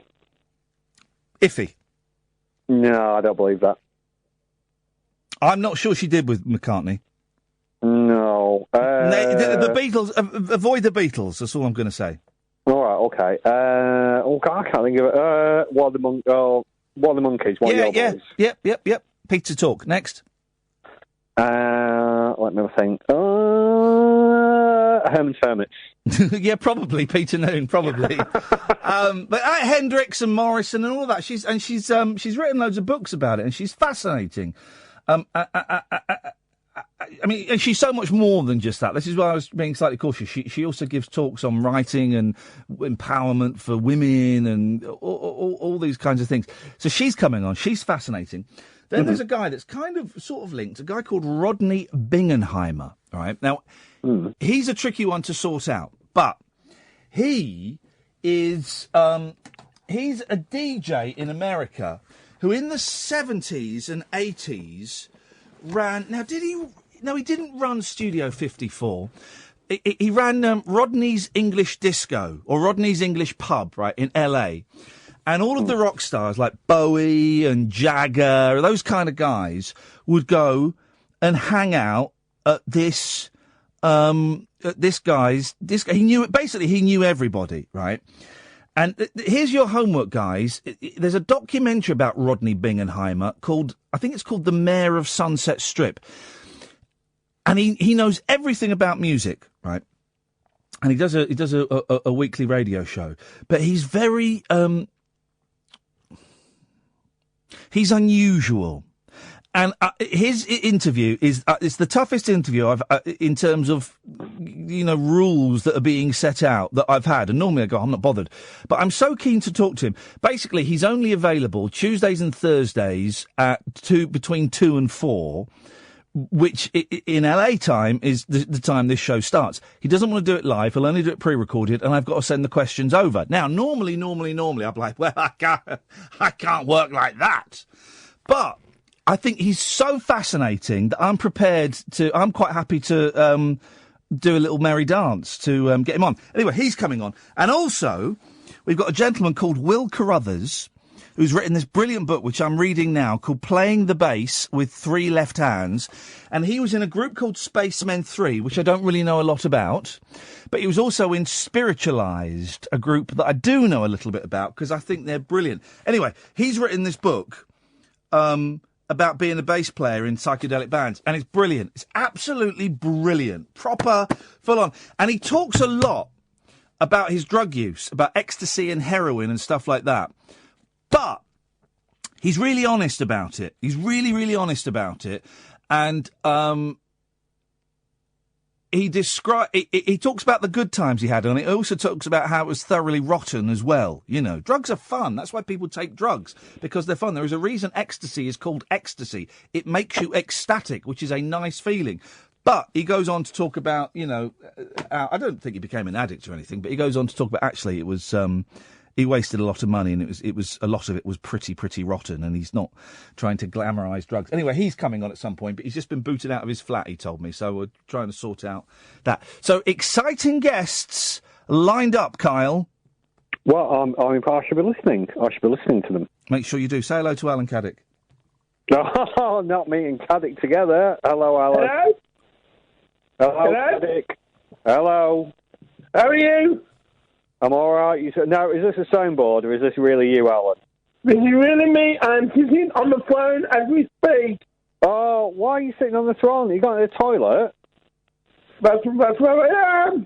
Unbelievable. Can I just say, just to pull, I did have a serious point for you, Ian. However, yes, is Caddick now defecating live on air? Because that was vile. Alan, I have told you before. Well, I've been on hold for an hour. You've been on hold for an hour? Yeah. But I've... No, you called, and I couldn't hold it in any longer. No! Can't you wear a nappy or something? I'm not a baby! He's not a baby! I do draw the line, Alan. I'm all done anyway now. Oh, now, God. when you say all done... You go and clean yourself up, boy. I do draw the line at... Listen, happy people want to come on, but I draw the line, Kyle, at people having a poo. Well, is he just, I don't know, nipping off? I don't... We don't... I was terrified we were going to hear a flush then. No. Go on, what you got for us, Carl? No, it was quick. There we go, we dumped that. Okay. I don't think you can say that. Right. It's probably a bit toss. Yeah, well, right? Yeah, it's okay. Yeah. Sorry. But it made me think the past two nights about the guest hosts. About what's going to happen when I die? Well, no, because I thought you were there immemorial. Yeah. However, it just made me sort of think that relationship between the presenter and the listener / caller in. Yes. Does that make sense? Yes. And there is a reason I'll get to. It's just that thing of, because I'm glad that you didn't listen to Bob. Yeah. I did ring in to Jake. No. However, part of me felt disloyal, which is weird. Well, that's and also me and you are not friends. No, and also that's silly. That's silly. And I'm glad that they've got people coming in to fill in for me instead of it being the best of. I thought that was a terrible idea, and it was an experiment that luckily failed. So I was really pleased that they got some people coming in. But you always want people coming in who aren't as good as you. And, Bob and Jake are very, very strong. They're very, very strong presenters. So, but I don't feel bad about anyone calling in. I'm glad people called in. I would have hated for, to have guests in the house and no one came and looked after them or whatever. That metaphor doesn't quite work. But, I'm glad that they had called. I'm glad people called in. Of course I am. But I can't listen. No, I was going to say, and I think... because in where I've worked in the past or whatever, I've had people cover my job. Obviously, I was off ill for a while. Yeah. And I hated it. I absolutely hated somebody coming in and doing it. And I think, and it was weird, and I'll let you name her. So me and Penny had this conversation, and I was thinking I would absolutely hate that, whether it's my real job in civil service or whether... doing even the radio stuff, I would hate somebody to do it because at the back of my mind, it would be eating away. They're better than me. They're funnier than me. And I don't know how to say it better than that. And I'm really sorry if that, but it would eat away at me. And I'm so proud that it didn't with you. Do you know what I mean? Yeah, I do. I just kind of had to totally switch off, literally and metaphorically, from the output and from the station and from work, and I watched a Tom Cruise film, I think on Wednesday. I watched Edge of Tomorrow, which is a good little film, and I've been to the gym. I went to a spinning class yesterday, Kyle. Oh, how did that go? It was hard work. I like spinning though because it's mindless. It's just moving your legs. I can do that, and I quite enjoyed it. It was an effort to get out of bed. I didn't get out of bed until sort of like 4:00. But I went and made myself go spinning, and then I went today to a fat burning class at the gym. Mm-hmm. That was horrible. I'm going to be honest. What does that involve? It's like I think you call them circuits, isn't it? When you do. I don't know, actually. Is that what circuits are? So we had some weights, and we had to do some squats with 5 squats with the weights, 5 lift with the weights. Then we had to run up to the end of the room and then jump back and then repeat it. Is that circuits? I think it is, where you do a lot of exercises, quite repeat and quite intense. It hurt. I swore at the man that was taking it. Haroon. I swore at Haroon. I said, effing hell, Haroon. This is effing hard. It was a friendly swearing, but, it was, I thought I was going to puke up. And also, you have to do it in front of a mirror. So you see this big, fat, sweaty old man who looks like my dad, doing really badly at exercise. That's not inspiring. Is it attractive? I mean, I'm asking for myself. No, it's not attractive. It's not attractive. Oh. At all. It's not attractive. Can I just ask before I go, by the way, because obviously you and Catherine have got the rules, and I'm not questioning your judgment whatsoever. Oh. So, occasionally, I've heard the odd swear word pop out. Not swear word. Are you upset because I told you off for saying winky? Yeah, that's what I don't understand. I thought that would have got through. No. But some of the other stuff, is that really on the list? Yep. Yeah, I never knew that. Well, now you know it, and learn from your mistakes, boy. 0344 499 1000. This is Talk Radio. Unmissable late night radio with the original king of unconventional conversation. Make contact with Iain Lee. Late night Iain Lee on Talk Radio. We'll get you talking. Yes, Rashid. Iain, sensible Rashid tonight, not messing around. Sensible Rashid. Hello, Dana. Hello, hip, hip, hip. Hip, hip, hip. Good to have you back. Thank you very much. Let's hear what Rashid, as always, is on a terrible line. Let's hear what he has to say. Yeah, I've got three things I want to talk about. Can you pick which one? It's either Wednesday night show, your Wednesday night show, or The Apprentice, or BBC Radio 4. Let's go for BBC Radio 4. Okay, the other day I was flicking through the stations and I listened to a show. It had Michael Portillo on it. I think it's called The Moral Maze. And This week on The Moral Maze, we asked the important question. That's not a bad Michael Burke, is it? This week on The Moral Maze, what's it like to have your balls cut off? Yes. I don't know if that's a moral dilemma Michael Burke has ever faced, but he's very serious. The Moral Maze is kind of fun. It's like a rudimentary arguing show. It's not brilliant, but it has its moments. Yeah. But it had me thinking because they were discussing the psychology of morality. Oh. And I was like, at the end of it, I was like, the world doesn't even know what's going on. You know what I mean? People are so certain about their convictions and everything, and people like the T word. Can we mention him? Trump. And politicians, they're so certain, but they haven't got a clue really what's going on. What do you mean in terms of what's going on? Do you mean like legally or spiritually? Come from? There was like, where do morals come from? What was that? Sorry, that was me. What were you doing, Dana? No, I squeezed Mr. Tumble's tummy accidentally. What? I'm wrapping children's presents, and I squeezed Mr. Tumble. Squeeze Mr. Tumble again. Hold on, here he is. Oh yeah, okay, yeah, Mr. Tumble. We all like a bit of Mr. Tumble. So sorry about that. Carry on, Rashid. Carry on, Rashid. As you were, Rashid. Where do morals come from? Have we? Is it nature or nurture? Have we developed them from cavemen, or is it from religion? And at the end of it, I was like, some of the people in the world are so certain, and they're so certain with their convictions, and they want to rule the world, and the rest of the world, we don't really know what's going on. And it just let me thinking. Well, don't think too much. Rashid, it's a terrible, terrible line, man. It's always a terrible line, and I know you're driving, but, it sounds awful. So, up yours. 0344 499 1000. Sorry, Dana. I've got Iggle Piggle as well. Do you want me to squeeze Iggle Piggle's tummy? No, I don't know who Iggle Piggle is. Is that from In the Night Garden? In the Night Garden, yeah, the one with the blanket.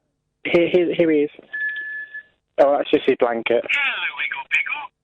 There you are. Iggle Piggle says hello, Iggle Piggle. Well, no, he doesn't, does he? So obviously that's a bit. That's a rip-off. Maybe I've got the rare one that speaks. CBeebies has ripped you off. So Yeah. what, have you got like a doll of Justin, of Mr. Tumble? Yeah. Wow. It's not for me, honest. It's not for me. When I was, I filmed a sitcom that didn't go down particularly well about, how long ago did Michael Jackson die? 6 years ago? Are we talking about the classic Persuasionist? Yes, that's what we're talking about. That's a classic comedy. Mr. Tumble was filming in the same studios. Really? Yeah. And do you know what put me off him?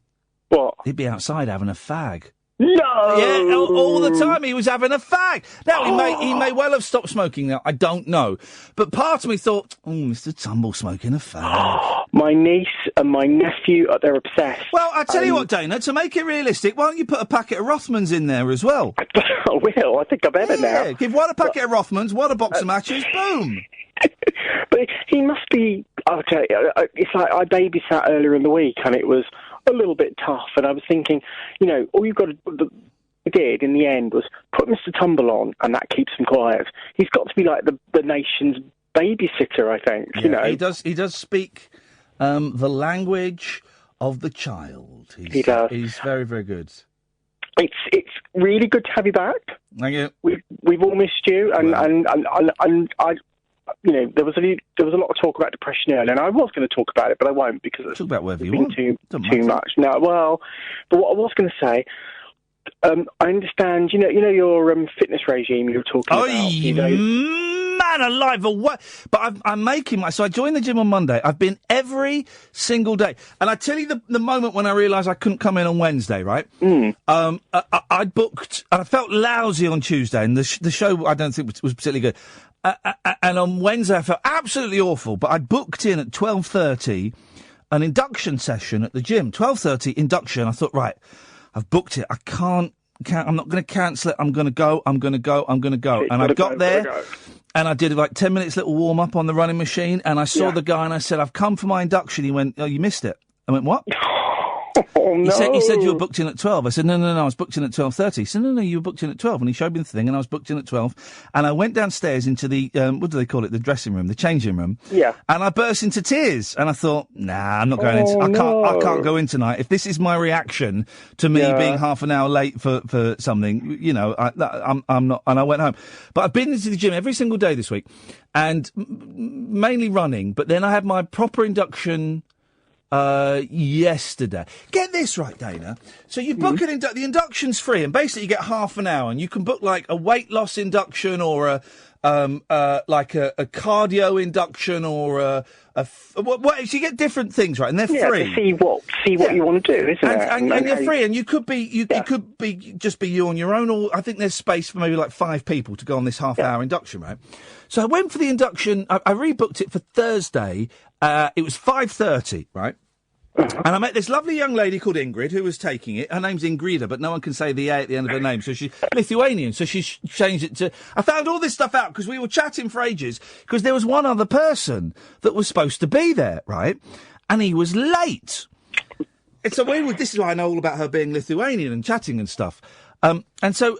at 5... So it was at 5:30. At 5:25, so 5 minutes late, this guy rocks up, right? Yeah. But he's not dressed for the gym. So he's still in his work clothes, his suit and tie. And he says, I'm here for the induction. And she went, okay. He said, should I get changed? Well, if you want to do some exercise, yeah. So we went, all right, I'll go downstairs and get changed.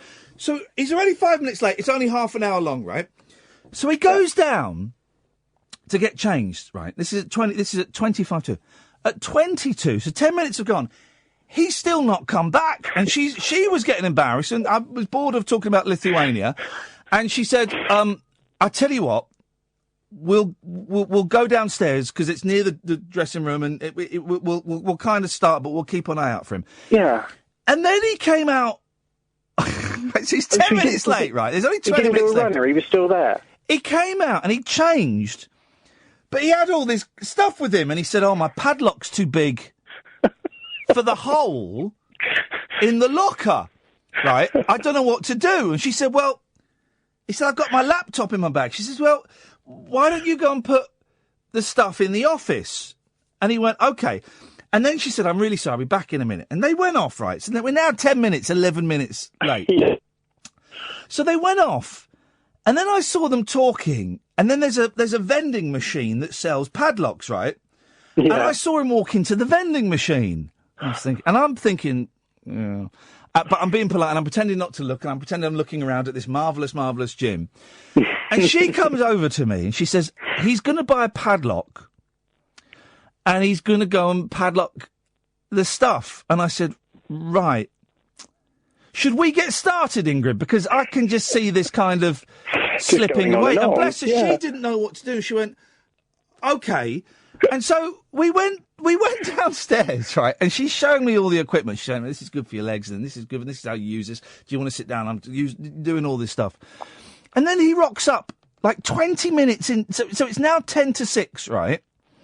And he rocks up, and he goes, "Can I see all the machines that you've seen already?" I'm thinking... And in fairness to her, she went, No, you can't."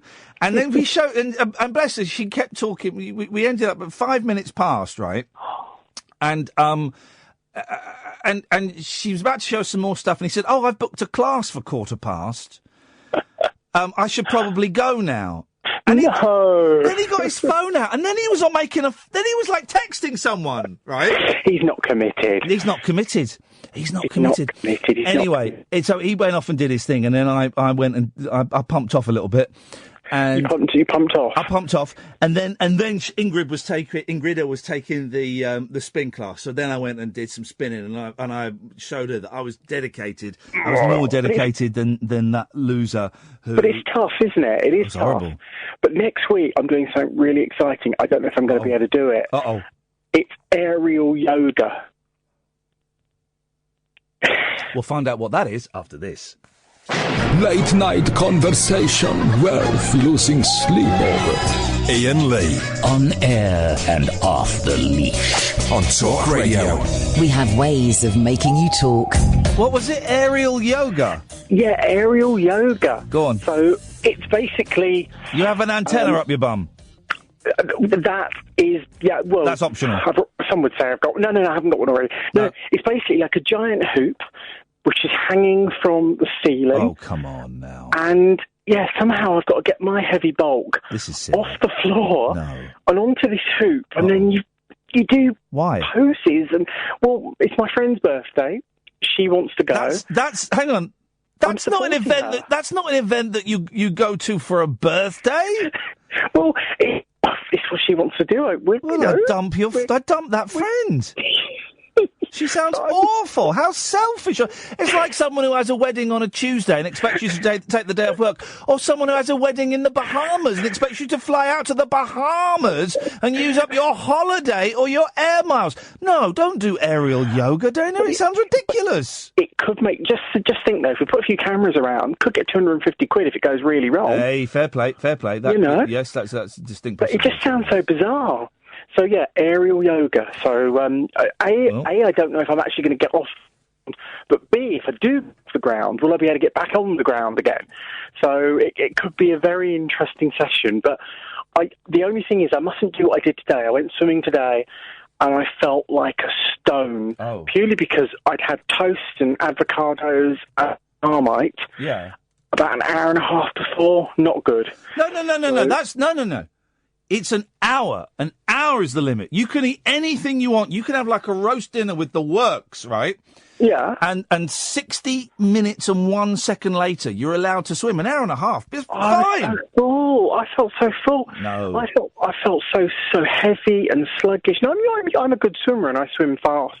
I was so slow today.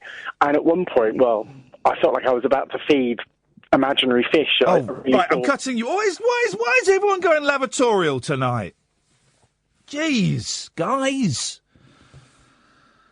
Here we go. Is a deafness of touch we need on the show. Russ! Oh, princess. Flipping heck, someone's drunk. No, I ain't, mate. I've actually had a wee brandy. Oh, there we go. I've been waiting that long because I'm sat in the garage having a brandy and a fag. I've had to nip out the back and actually have a wee in the garden. Oh, and the geez. Can we missus stop? This is not a toilet. Can we stop this? We've had Alan having a dump, you having a slash. Let's just stop this now. The missus just caught me. She looked out the kitchen window and went mad. Well, good for her. Why are you having a fag in the garage? Because I don't smoke in the house, obviously. So, obviously. You know, obviously. Having a crafty and a wee brandies, it's Friday night. Yeah, it's Friday night, might as well. That ain't aerial yoga, Ian. That's I think they call that swinging. You've seen Sex Lives of the Potato Man, haven't you?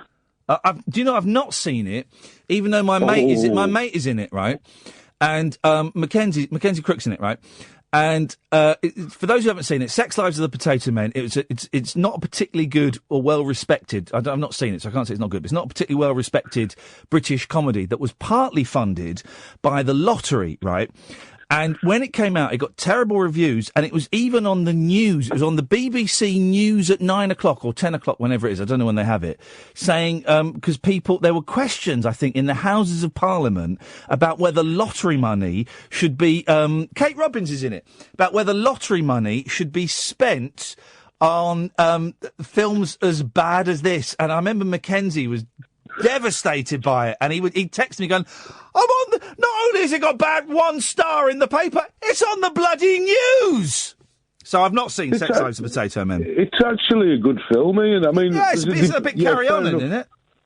But yeah, there's I can understand the debate of whether or not the lottery fund should be funding it, but it's hilarious, mate. I'm going to give it another 10 years so that I'm not tainted by public perception of it. Then I'm going to watch it. I'd say it's actually probably funnier with it's matured like a fine wine. Actually. Wow. Well, Mackenzie will be pleased to know. When I see him next week, I'll tell him.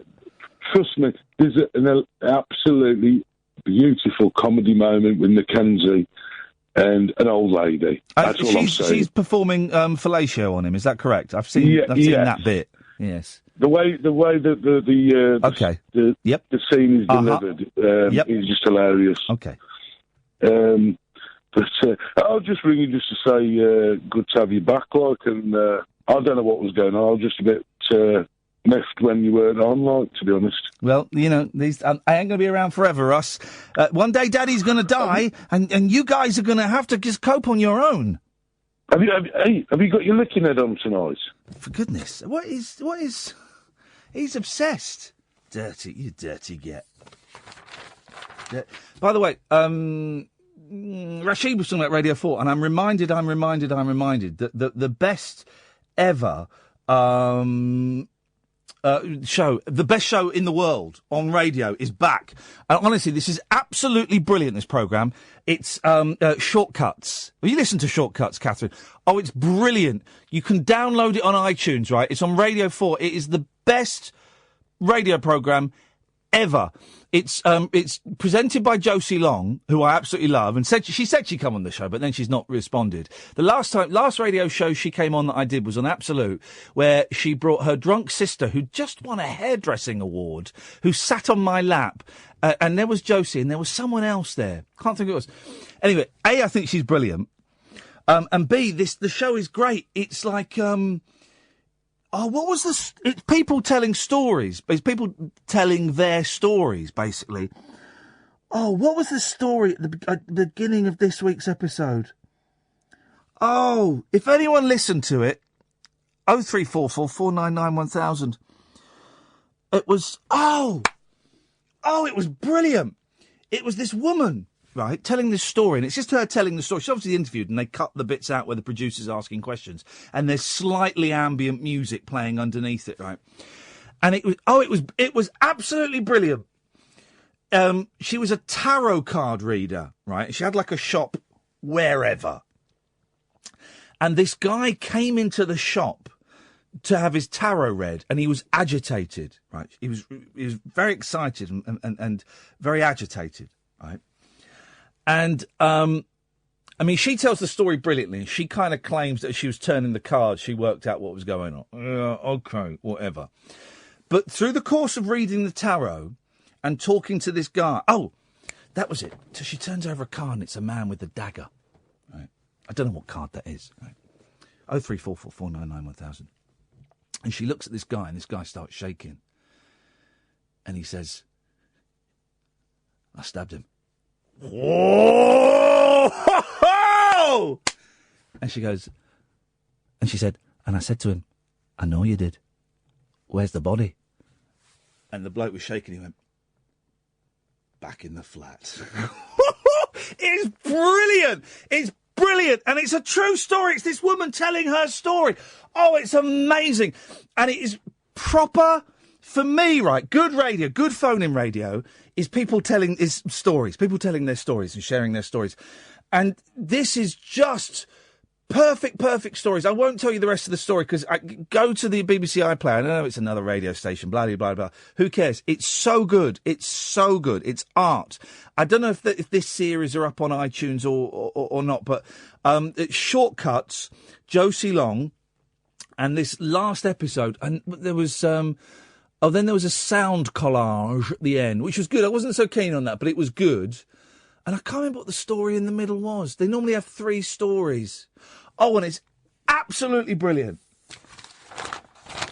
But if she ever responds, she said she'd come on the show. She said, DM me, let's sort it out. So I DM'd her.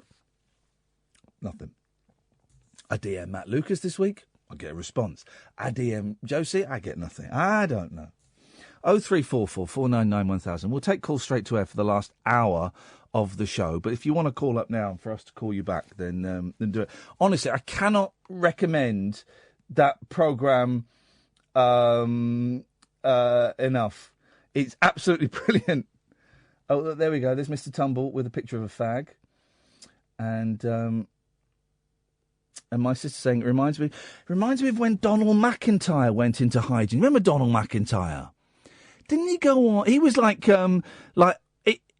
ITV's sort of undercover reporter.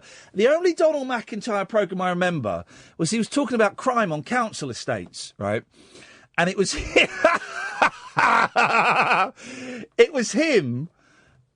He's a white guy, and it was him on a council estate at like 3:00 in the morning, right, with a secret camera on, basically going up to black lads and going, I've got he's Irish. I'm a bit lost. Can you tell me where the train station is? By the way, I've got a laptop in my bag. It was that. It was pretty much that blatant, right? And there's one bit, it's so funny. It's this one black lad, it's about 3:00 in the morning, and it's literally, he's going, yeah, I'm a bit lost. I'm trying to find the train station, and I've got this laptop, and I'm really worried.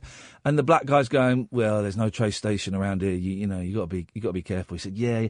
And it goes on for about 5 minutes of him with this young lad going, oh, I've got this laptop in this bag here. I'm just going to put this bag on this wall here with the laptop, and I'm really lost. And you could see the young lad thinking, I don't really.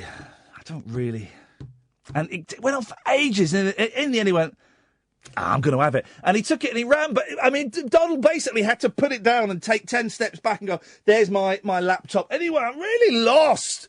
Oh, he was always a bit ropey, I thought, Donald McIntyre. Anyway, my sister's saying, reminds me of when Donald McIntyre went into hiding, he was always outside the BBC having a fag. Yeah, that would explain it. Are there any... Because Donald McIntyre was like a poor man's, what was his name? Roger Cook, wasn't it? Roger Cook. Is Roger Cook dead now? Oh, that's a shame, isn't it? They got to him in the end, probably. Roger Cook and Robin Cook, both dead. No coincidence? Robin Cook died, didn't he die in mysterious circumstances? I say mysterious. Hadn't he voted against Iraq? This is how I remember Robin Cook, right? The ginger gentleman, wasn't he? And he had an affair. And he voted against Iraq. And then he went hill climbing. And he died, just like hill walking. It wasn't even climbing. And he died hill walking. And everyone went, well, that's weird, because he used to do it quite a lot, and he was really fit, and he'd just come out and voted against Iraq. Suspicious. And yet Blair wants to make a comeback into politics. Now, I'm not saying anything to do with Robin Cook's death. I'm not saying that at all for legal reasons, but you know what I'm saying? 0344 499 1000 is the telephone number. For the last hour of the show, we shall take your calls straight to air. How's about them apples? Across the UK, online and on DAB. We are Talk. Talk Radio. Give it some lip. Talk Radio. OK, we're getting unconfirmed reports that Roger Cook isn't dead. And he may actually be alive in New Zealand. I've asked my sister to pop round and knock on his door and see if we can talk to him. Wouldn't that be amazing? Late night, Iain Lee on Talk Radio. We have ways of making you talk.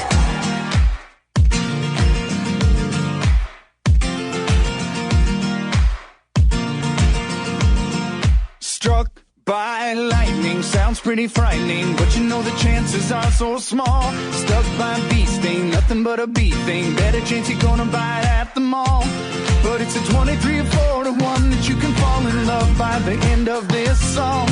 So get up, tell the bookie put a bet on not a damn thing will go wrong. The odds are that we will probably be alright. Odds are we gonna be alright. Odds are we gonna be alright tonight. The odds are that we will probably be alright. Odds are we gonna be alright. Odds are we gonna be alright for another night. Hit by the A-train, crashed in an airplane. I wouldn't recommend either one. Killed by a great white or a meteorite. I guess there ain't a way to go that's fun. But somewhere in the world someone is gonna fall in love by the end of this song. So get up, no it's never gonna let up, so you might as well sing along. The odds are that we will probably be alright. Odds are we gonna be alright. Odds are we gonna be alright tonight. The odds are that we will probably be alright. Odds are we gonna be alright. Odds are we gonna be alright for another night. Sure, things go wrong, but I'll take my chances. Odds are long, so why not play?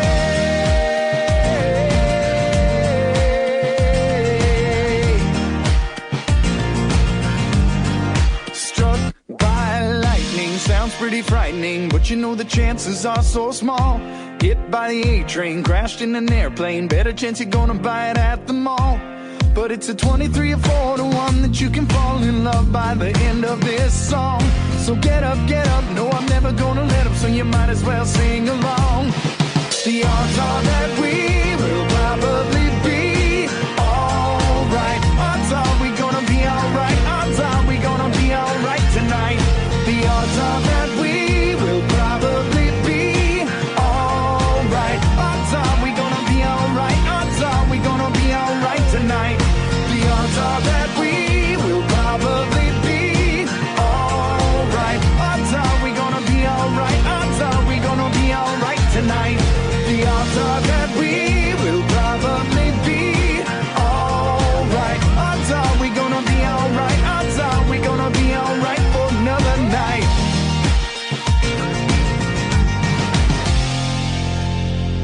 Oh, 0344 499 1000 is the telephone number if you want to give us a call. We don't call you back in the last hour of the show on a Friday. Calls straight to air. You can call in about anything you want. Catherine, why don't you come in and take a load off, guys? Wait! Whoa! Whoa! Hey! I will be the decider of... I will be the decider of... I like it when Scott tweets vaguely libelous stuff. Vaguely? Yeah, and then deletes it. And I've grabbed a screen grab of it before he could. I'm just gonna send that to him on WhatsApp, just so he knows I've got one over on him. There we go. That's that. So there we go. There we go, indeed. 0344 499 1000 is the telephone number. Have you heard that circuit, Shortcuts? No. Oh, listen to it. It's brilliant. The one about the tarot card reader. Okay, I'll have a listen. I know. It's brilliant. It's brilliant. I'm not even giving away the best bit of that story. I've stabbed him. I know you have. Where's the body? It's in the flat. Hey! But it's a true story. It's true. Yeah, tarot card reading Oh, wasn't no. Listen, whether you buy the tarot card or not, right? Whether you buy the tarot card or not, I think that adds a certain charm to it. I don't buy the tarot card thing. What's beautiful about it is she's convinced. Yeah. She's absolutely convinced. And she tells the story just fantastically. You don't have to worry about the tarot card thing itself. It's just deliciously told and edited superbly with just this ambient little bit of music going on in the background. It's a delight. Oh, now, we were talking, I don't know why we were talking about percentages earlier on, but there was something about percentages, and it seems to be a vaguely recurring theme in the show this evening. The newspaper is confused. Britain's most hateful newspaper, the Daily Mail, by the way, which was justifying the terrorist murder of Joe Cox the other day. But that's enough. And what's that woman's name? Louise Mensch. She thinks it was an unfair trial. But those guys are great. Those guys are great fun. Those nasty idiots in the Daily Mail and Louise Mensch. Those guys are great fun. Those guys are great fun. Yeah, maybe that guy did have a good reason for killing Joe Cox, Daily Mail. Maybe you're absolutely right to run with that story. Yeah. Hey, this story where we're suggesting that the terrorist racist that killed Joe Cox, where we're suggesting that maybe it was partly Joe Cox's fault because he was worried that his house was going to be taken by immigrants and she wouldn't help him. Anyone got a problem with that? No? OK, it's going in the paper. Actually went in the paper. Unbelievable. Yeah, it probably was partly her fault. You idiots. You absolute scumbags. Anyway, this story is in the Mail, and this is the fun side of it. This is the Daily Mail I like, the fun side of the Daily Mail, not the obnoxious right wing racism that they normally tout. The fun side. And the Daily Mail is surprised to hear that films that say they're based on a true story are mostly made up. They're surprised by that. They're surprised. Everyone knows that when you say based on a true story, you know that that's hogwash. Also, based on a true story doesn't mean it is a true story. Doesn't mean anything. Doesn't mean anything. The best one is Fargo, where it says based on a true story, and it's not. They just they initially put the film out without that, and then they put that at the beginning to see what the reaction was, and people loved it all the more.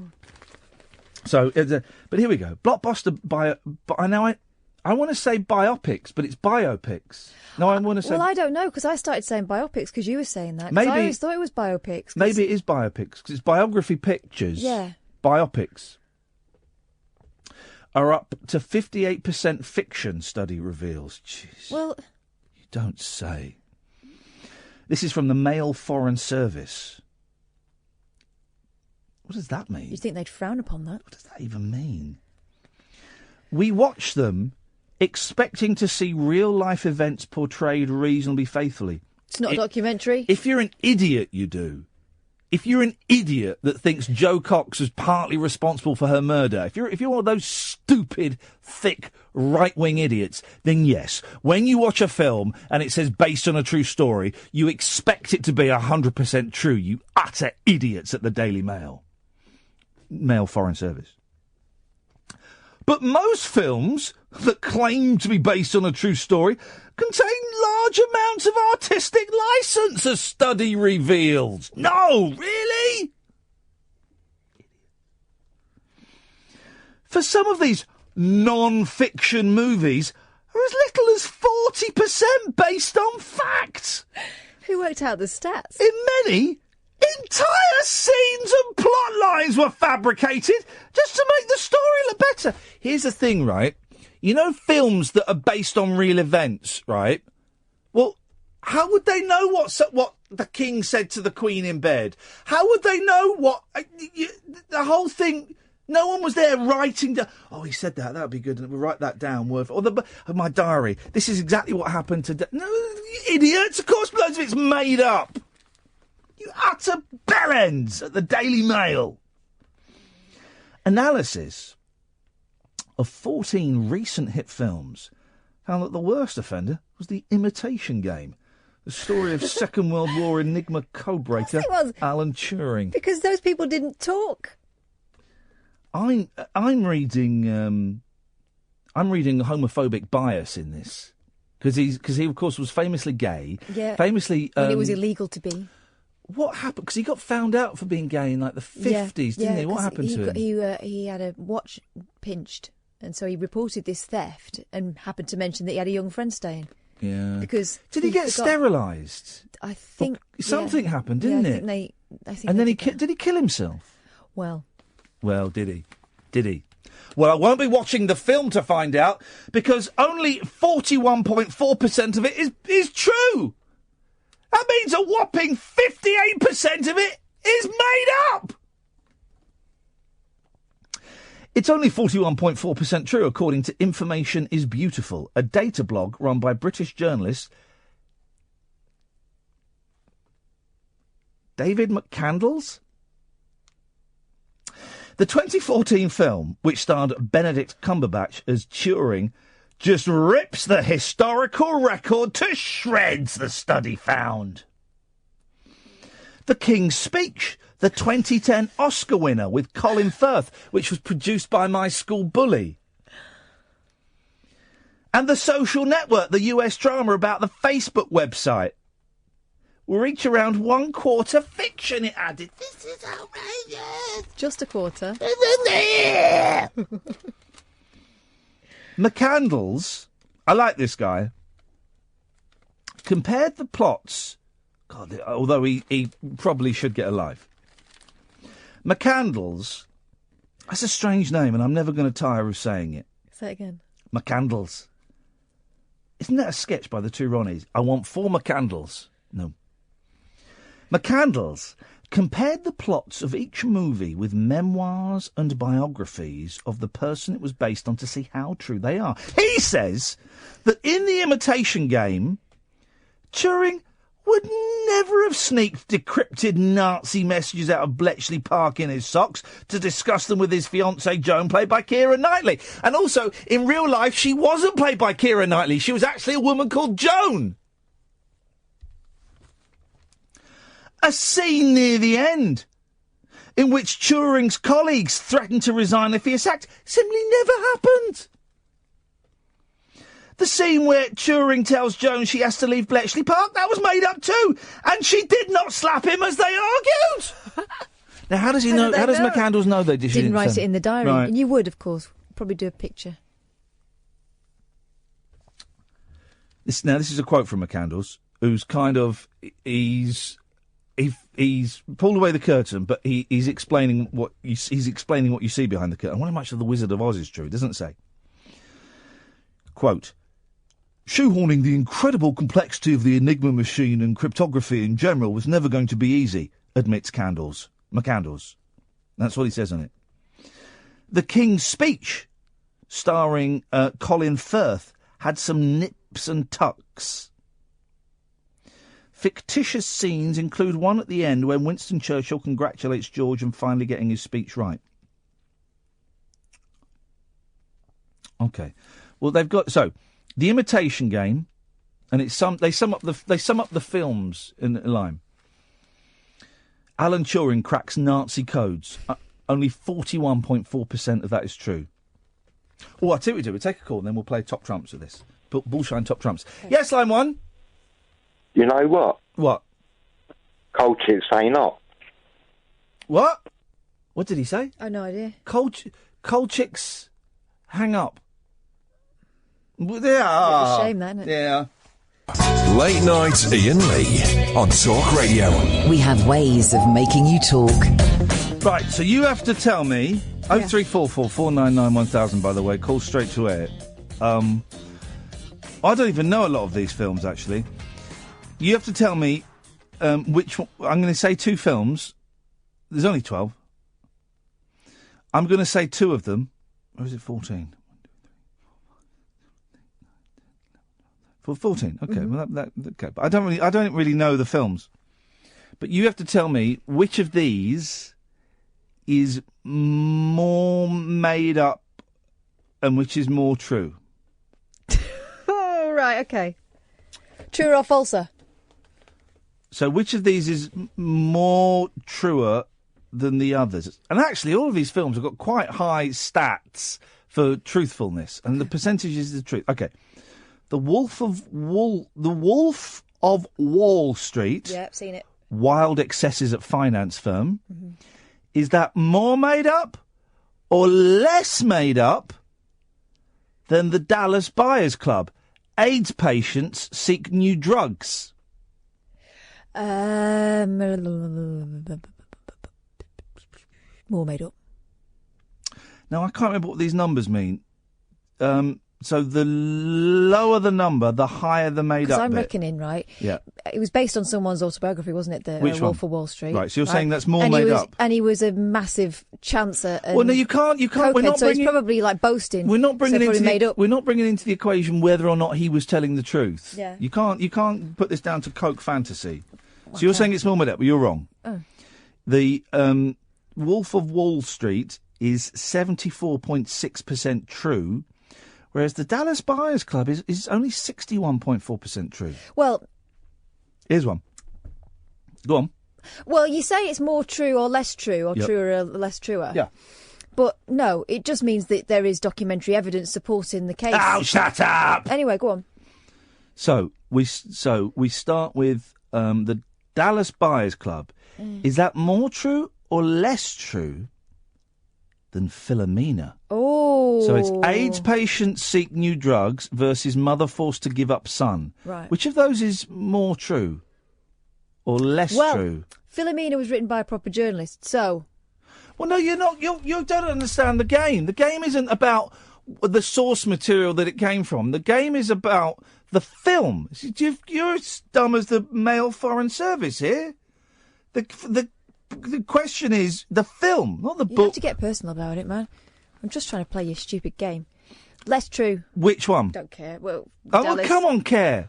Yeah, that's what did the numbers mean? So the higher the number, the more true it is. Yeah, that's less true. Good. So Philomena It's more true.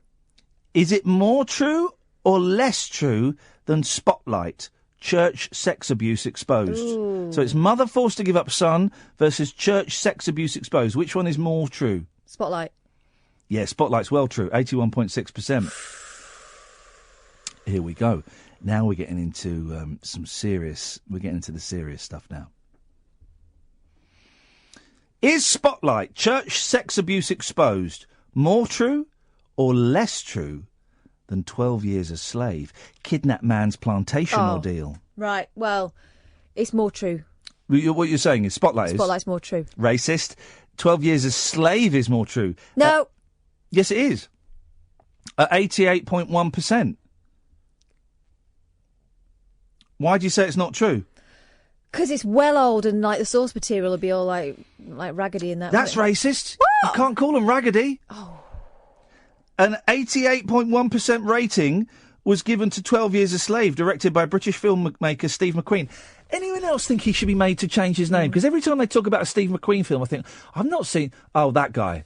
That's cashing in on the big man's name.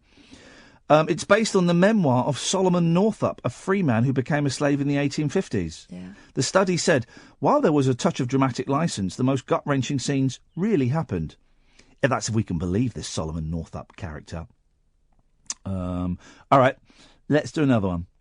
So we've got 12 Years a Slave. Is that more true or less true than Captain Phillips, ship hijacked by pirates? Which one is more true? Less true.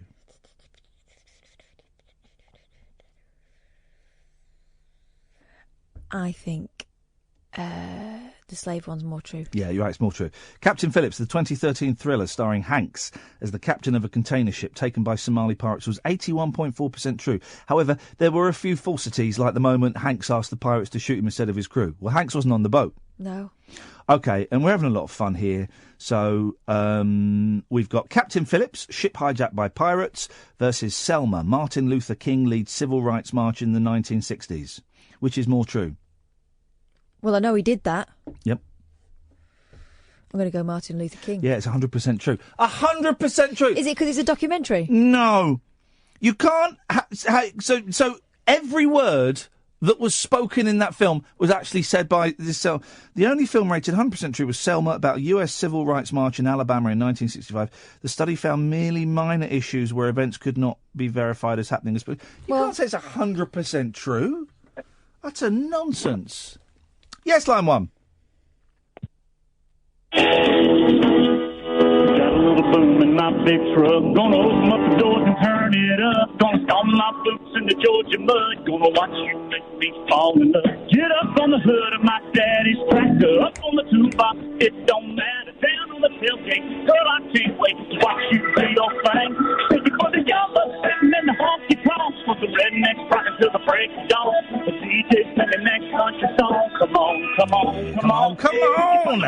Yeah! The bass, singing for the catfish. Put it down deep in the creek. For the crickets and the critters and the squirrels. Singing to the birds. Singing for the girls. This is proper country music. Me, girl. Thank you, Line One. Proper country. That reminds me. In both the hairdressers, where, I've been seeing another hairdresser. Yeah. And I think he's done a good job. I think he has done well a worth good job. saving. He's done a really good job. Populated by white people, the hairdressers. It's important for a reason. Wouldn't normally comment, but there were all white men in there. And... OK, here's a question. What do the new hairdressers I go to now, populated by young white men, and the fat burn class that I did today, what do they have in common? Oh. This is a good one, this. And just to paint the picture, the fat burn class, there were 4 people taking the class. I was the only man, the others all women. Oh, good, I'm glad you said that, because I thought I was going to say beards. No, and the young man taking the class, who looked a little bit bored, I'll be honest, was, I believe, an Asian gentleman. It's important, you'll see why. Both of them had...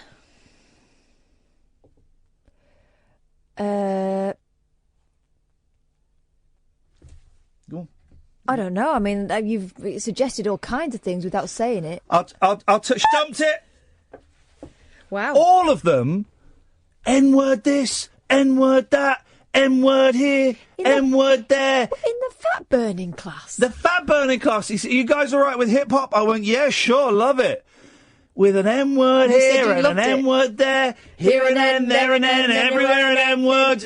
Honestly, I couldn't believe. I didn't know where to look. I don't think you're allowed to play that stuff. No, it was all over, and it was like, I've got M-words in the graveyard, M-words in the state. I'm an M-word. I got M-words. I couldn't believe it, and I was thinking, oh blimey. It was, and the hairdressers, M-word, M-word, M-word. They weren't saying it with respect to them, but they were playing it. M-word, I'm an M-word, you're an M-word. And then the class said, I got M-words in the graveyard, I got M-words in the state. What you should have suggested to them was, if you like this kind of music, and hey, I'm not judging. No. Play some Will Smith instead. He never uses that word. Yeah, it made me feel... or Betty Boo, she never says that word. No, there's no need. M-word, M-word, M-word. It was outrageous. It was like it was going out of fashion. It's gone out of fashion. It's literally gone out of fashion. And they were everywhere with it. And I... Do you think they were doing it to provoke? The singers? Oh, I don't know what the... I don't know well, I don't know. I don't know. The word will. That word will come back round again, and we'll be able to say. Yeah, it but it's not our decision as to when that happens. And I say Oh. ours as being white people. Oh, shut up! It's all. It's. Oh no. It's 2 syllables. It's a word. Oh yeah, but it's too. No. It's too loaded. No. Yes, it is. I don't buy into that. Yeah, but you wouldn't say it. Well, I just recorded myself saying it when I dumped it, and I've sent it to my friend, so I would say it. I don't You wouldn't use it in common parlance, though. You know it's a loaded word. Well, it is a loaded word, but that's not my responsibility. That's not my fault. I don't agree that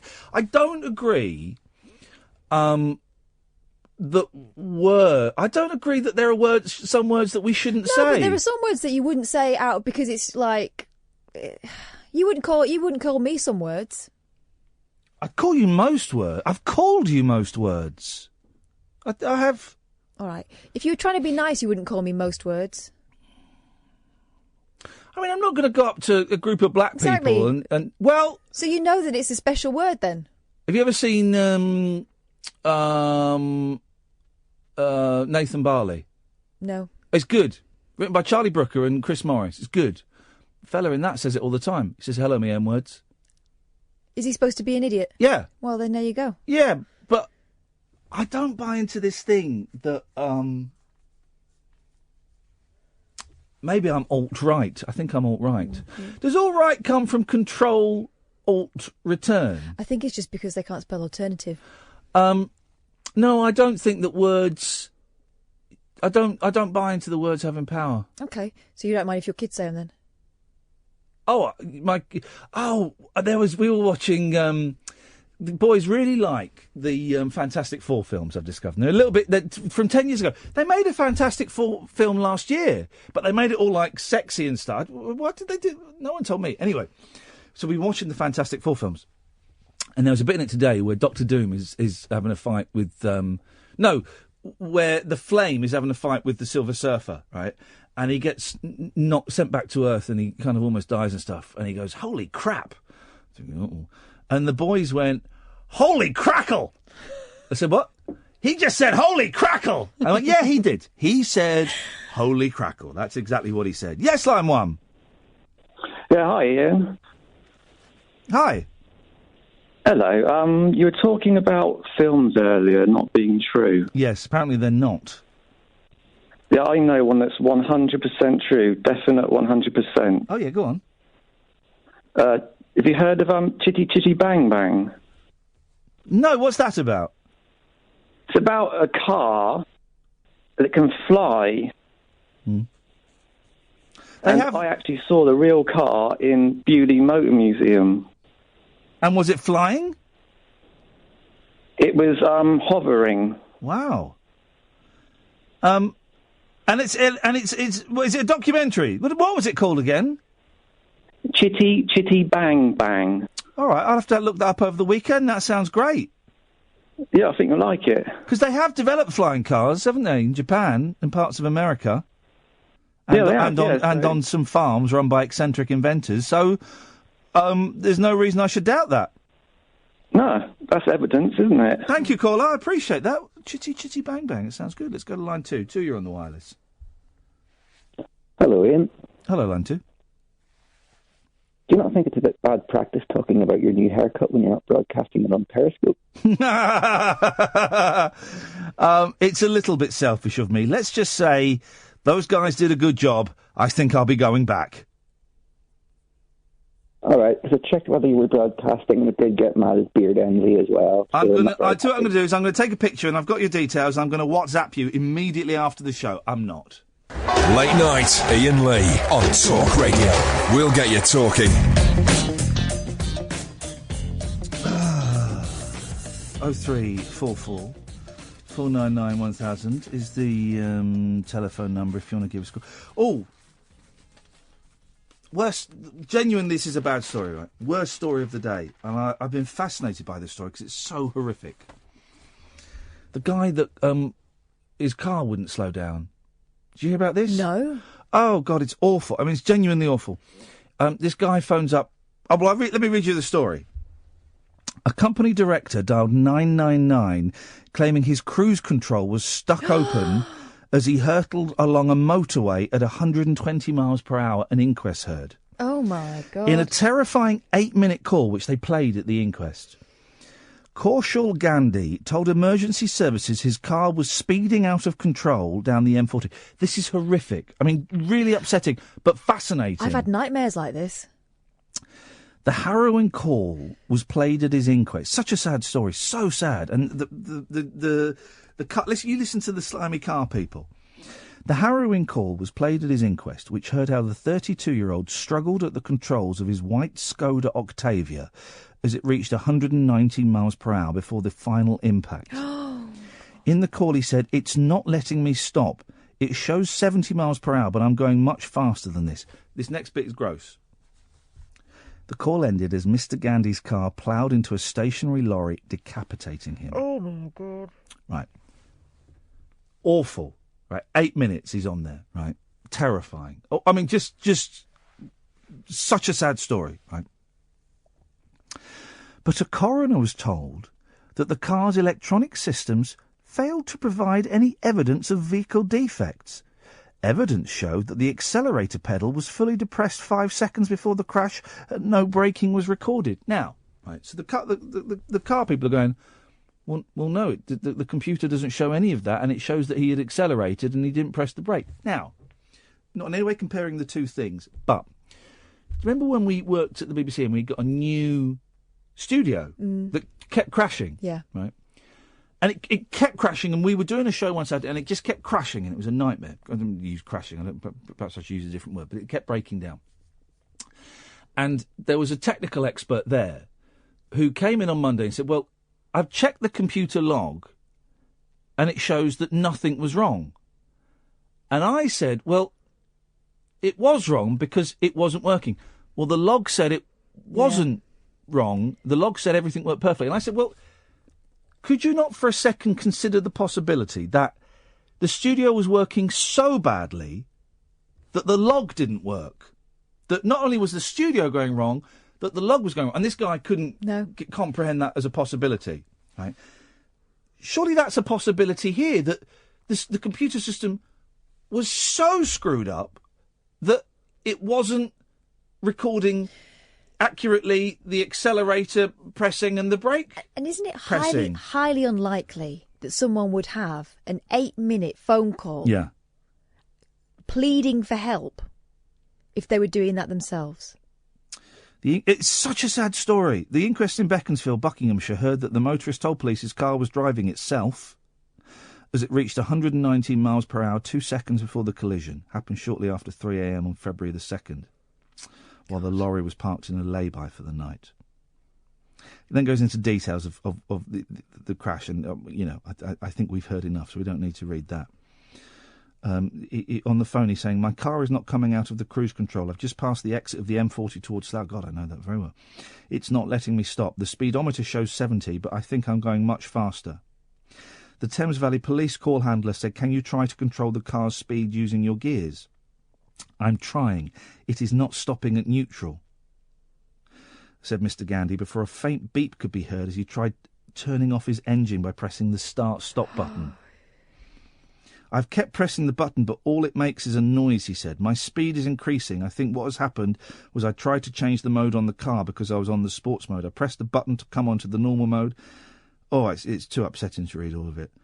The call taker was then heard asking if he tried pulling on the handbrake. I haven't tried it because at this speed I'm not sure what will happen. I'm in the middle lane. Do you want me to try the handbrake? The call handler got no response to a question, and then the crash happened. Oh, God. Oh, God. Martin Clatworthy, a vehicle data examiner for Volkswagen, the maker of the Skoda, said there is no indication that there was any error or problem with any of the electronic systems of the car in the 5 seconds leading up to the collision. But senior coroner Crispin Butler ruled out the suggestion that Mr. Gandhi had committed suicide.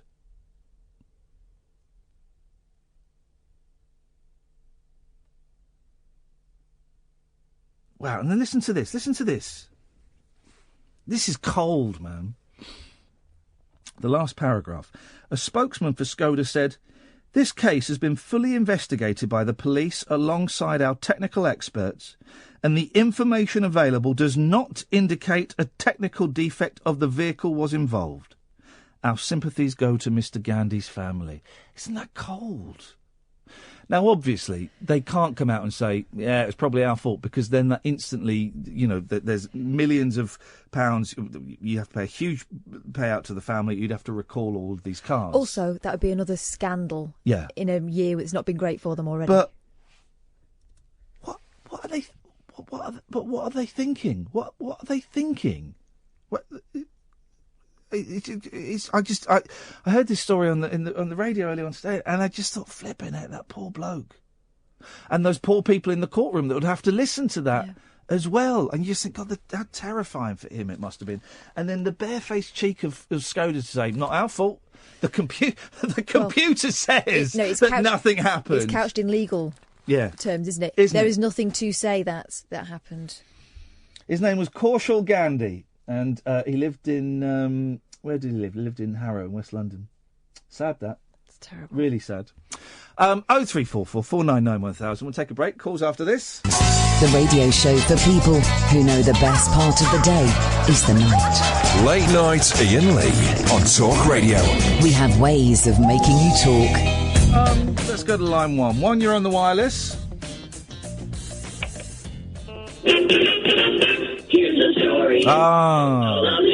I meant to play this earlier on. Mrs. Brady died today. Florence Henderson. Like their mother, the youngest one in curls. It's a story of Andy Brady. 82, I think, which is, it's not bad going. I used to love the Brady Bunch. There's a brilliant film, the Brady Bunch movie, which is early, mid-90s. And it's kind of a spoof of the Brady Bunch. It's the Brady Bunch from the 70s, but set in the 90s. I think I've seen it. Yeah, I quite like it. It's quite good fun. That's the way we all became the Brady Bunch. The Brady Bunch. The Brady Bunch. That's the way we became the Brady Bunch. Yeah, thank you. I meant to play that. So the Brady Bunch, right, was this brilliant sitcom. And it ran for, I don't know, I think 4 or 5 years, right? And then it finished. And then I tweeted this the other day, so I'm kind of partly the curse. And then in the 80s, they made like a few Brady Bunch reunion movies, right, where it's the original family. And then they made this postmodern Brady Bunch, I guess, in about 19... I'm trying to work out, because Davy Jones is in it, I'm trying to work out by the length of his mullet. It's about 1993, I think. And it's like the Brady Bunch from the 70s, but they're in the 90s and they're out of place. It's brilliant. It's really funny and really clever.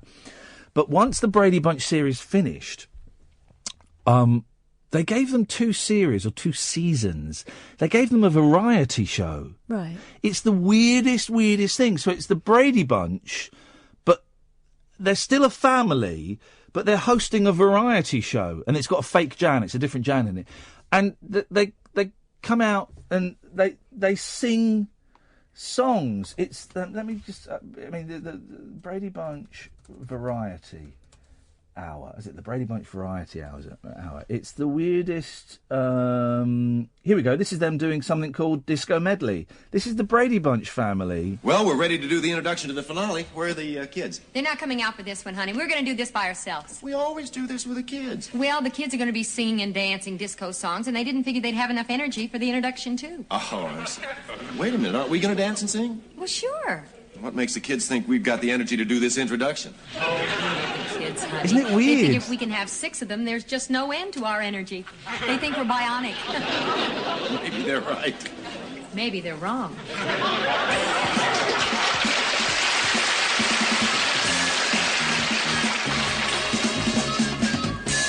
Oh. Isn't it, though? And then the Brady Bunch kids come out and sing.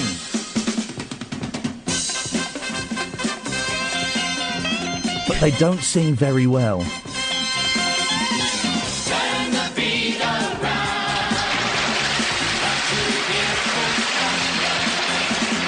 Turn it upside down. The dancing as well is a little bit...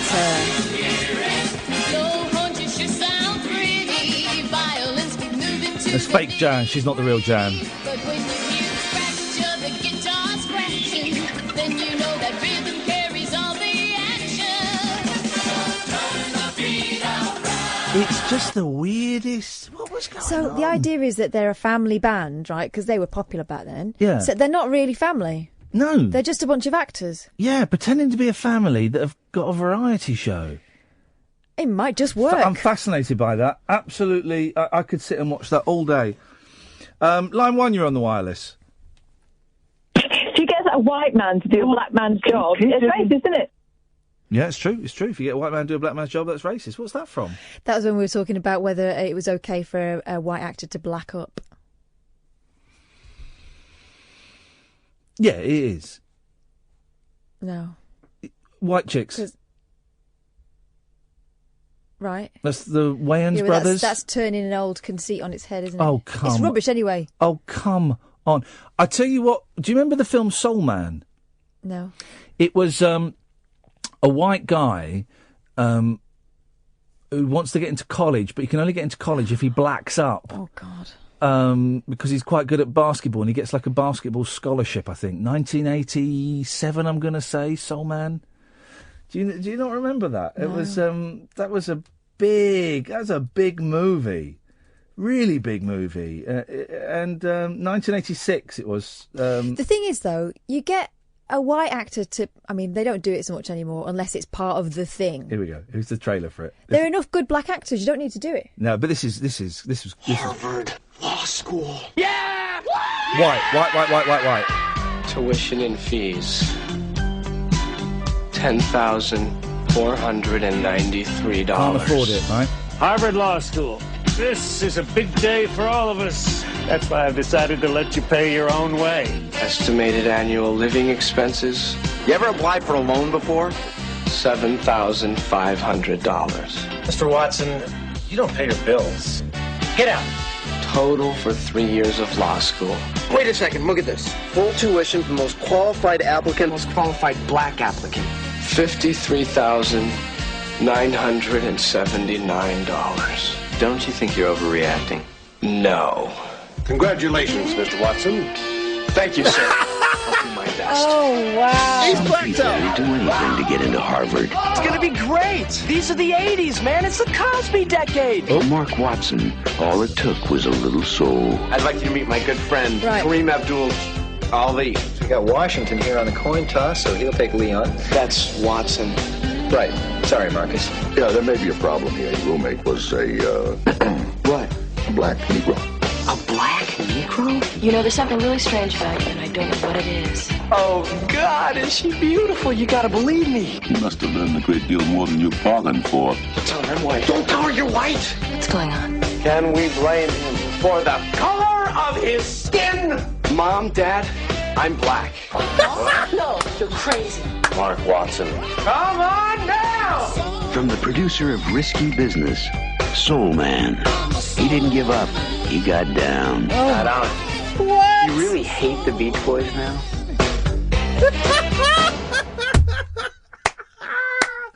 He didn't give up. He got down. Wow. What you didn't see, because it's the radio, was him doing impersonations of Stevie Wonder, Yeah. Prince. Absolutely. I'm going to tweet that. If you want to see that trail, it really is. It's up there with the Cosby Show porn version. So, man, that is... He didn't give up. He got down. Hang on. He didn't give up. He got down. Some of that. Let's go to line 1. 1, you're on the wireless. It's carnival time. It's just them wine and wine. It's carnival time. I can't hear what that is, but thank you very much indeed. It's appreciated. Let's try line 2. You're on the wireless. Hello? Come on. Silly play with sausage. me. What's this? Twist me. Shake me. Stretch me. Ooh, you're on a roll. Chipolata Turbo. Silly sausage. Right, it's a new game. Yeah. It looks like a big red... It sounds fun. Yeah, it looks like a big red sausage. Yeah. It's like Bop It. Yeah. But it makes demands like that. Twist it, dip it, pass it. And then it goes from like the film Sausage Party, is it? Is it No, rude? I don't Is it think rude? it's... No, but it sounds rude, but it's not. It's on sale, general sale for children. Oh, well. Yes, line 1. Hello there, I'm a first-time caller. My name's Justice. I'm 17 years old, and I'd like to challenge you to a rap battle. I'm in. Are you challenging me or Kath? You know what? I just do this when I'm nervous. My name's not Justice. My name's Justin. I'm 42 years old. Oh. And I don't know why I do this rap battle thing. It's just nerves, is it, that makes the rap battle thing? Take a deep breath, Justin. Justin? Oh, I'm really sorry. You should be. I mean, you've embarrassed yourself, but it's not your fault if you're nervous, tick. Do you want to have a little lie down? I'm actually lying down as we speak. Maybe you should have a stand up. Just give me a minute. Well. Yeah. All right. Yeah. I think I'll call again on Monday. Okay, so the rap battle's not happening then? To think about it. The rap battle's not going to happen then, is it? I haven't had a rap battle since I was 37. I think I'm a bit out of sorts. Okay, so unless you got any fat beats on tap. So I've got fat beats coming out my ass. Ooh, well, go on then. I'll give it a try. All right, let me get some fat beats. Hang on a second. There we go. Fat beat. Oh, hang on, Grandad. Grandad. Let me show you how. Oh, no. What's happened to your granddad? I'm not supposed to be on the phone this late. I'll have to call back. So, okay, he's bottling out of fat beats. Yeah. Save it. Oh, yeah. I won't. We'll have that in there. Nice fat beats. 0344 499 1000. What did you get for Black Friday? Didn't buy anything because I don't call it Black Friday. I call it Friday. Okay. And don't really believe in it. Well, that's a little bit disappointing. What did you get? Soul Man on DVD. Probably can't make that joke. Well, you did. Well, these things happen. No, I don't. No. I don't like it. I don't like all these people telling me I'm supposed to buy stuff just because it's a special day. It's silly, isn't it? Yeah. I want to buy stuff, I'll buy stuff. Costa called us fatty fat. Oh, I saw that. Humiliated at coffee shop. Scrawl on receipt. A couple were humiliated after a Costa worker wrote fatty fat on their coffee receipt. They didn't just write fatty fat, did Do they still do that thing in Starbucks or they take your name? Because I always call myself Dick. Because I hate that. What's your name? Just no other shop where you buy things do they ask what your name is so they can write it and go, Dick! 15-stone Sherry White had ordered a latte and 13-stone, well, 13 stone's nothing. 15 stone's not that much. Robert had an Americano with full fat milk. They were stunned when they noticed the scrawled insult on their £5.25 bill. They confronted... Music's got on my nose. They confronted staff and were told it was an in-joke. Carpenter Robert, who describes himself as medium or large, there's nothing on him. No. Said it was aimed at both of us. It's a blatant insult to a fat person. The person who picked up the receipt looked over at Sherry and laughed. It was them laughing us. That's not. But what they wrote on it wasn't fatty fat. It was fatty fat milk. Yeah, but I mean, you've got to be. Listen, you're having a go at me because I'm gonna after this I'm gonna drive around shouting the N-word out of my car because I don't see a problem with words. But you're saying fatty fat is okay to write on a receipt about milk? Yeah. Oh come! I mean, I don't think the milk's gonna care. Come on. Sherry confronted them and said, "Can you tell me why this is on the receipt, please?" And the woman said, "Oh, it's just a joke between us." Sherry, 21, said, I felt awful. Oh. It made me feel terrible about myself. You don't expect to see that on a bit of paper when you buy something. The couple from Southampton told how staff at the Winchester branch tried to grab back the receipt. No. Me keep your receipt.